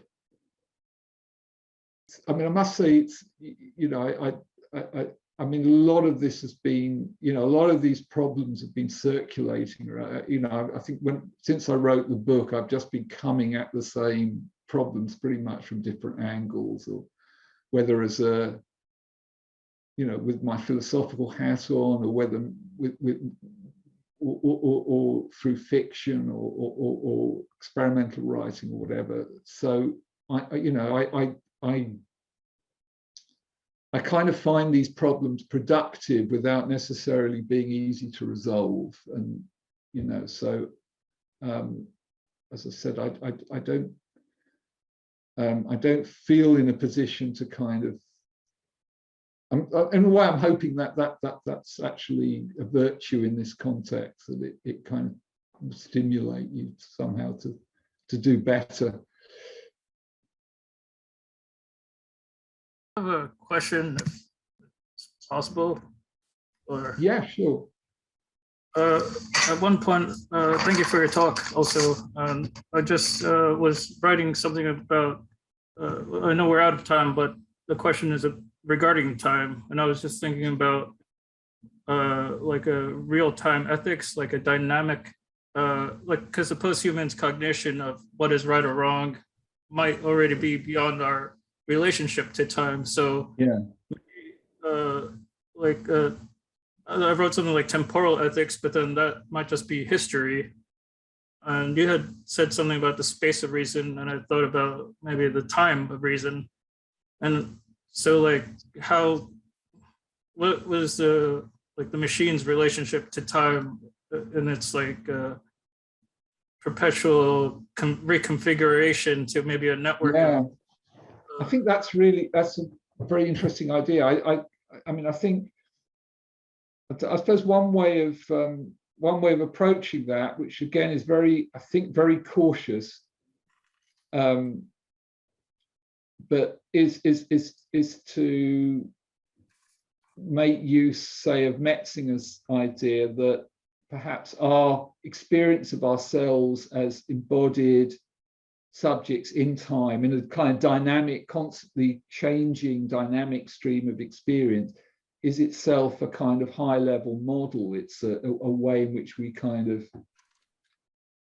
make our existence tractable and manageable, you know, basically smoothing it in various ways to make it simple enough for us to actually think about and act upon, you know, because otherwise we need brains on our brains and on our brains to kind of keep track of it all. So I think both with Brassia's idea of a selfless rational subject and with my idea of a hyperplastic, presumably that kind of modeling would no longer apply. So it's not clear what sort of relationship to time such a being would have. It wouldn't have a subjective sense of self in dynamic time.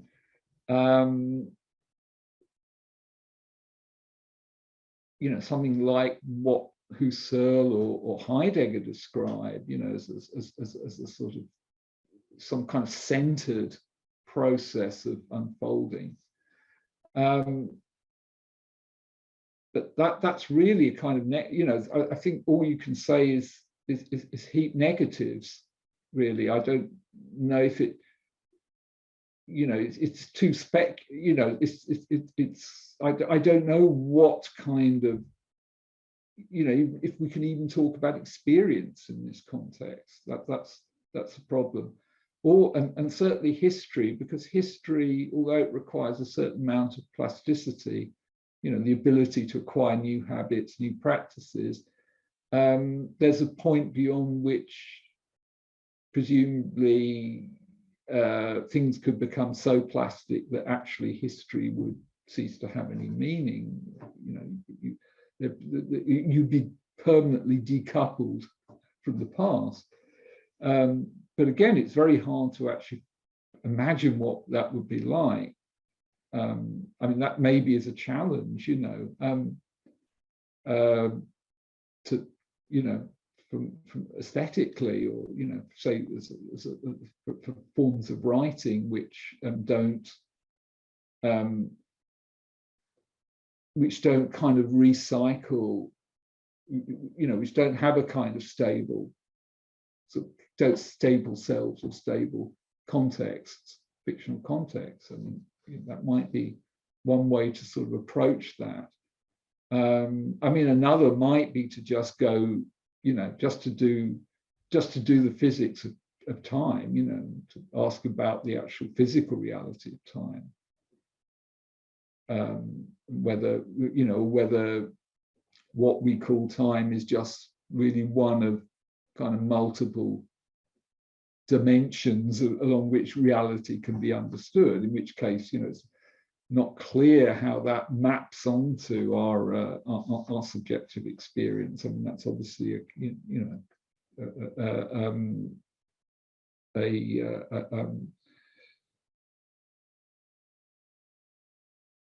that's a problem for understanding how our subjective experience relates to, you know, the physical reality of time, and that's something about which, you know, physicists are still debating. I don't kind of feel in a position to really answer that question, but I think, you know, they're all kind of raised by what you're setting out here. But I think certainly in terms of the specific cases you mentioned, I don't think it makes much sense to impute our conception of subjective temporal experience to either of the Brassier type selfless subject or the hyperplastic. That doesn't seem to be a very fruitful idea. That's why I wasn't really talking about experience at all, but just, you know, just whether even some abstract notion of rationality could apply, given the lack of robust kind of continuity. I suppose, you know, I did talk about iterations of the same. So there's some notion of temporality, but it's not a subjective temporality. It's just the idea that you would have versions of this system along some axis that we can call time, which would be different. So maybe there's some kind of minimal kind of physical notion of time that's being retained here, which could be a problem, I don't know, for the model, but I have to think about that. Or it could be a kind of computational notion of time, which isn't so much about, you know, measuring time in seconds, but in terms of kind of steps in processing stages. You know, it could be computational time rather than physical time as the issue here. But I am genuinely improvising at this point. So.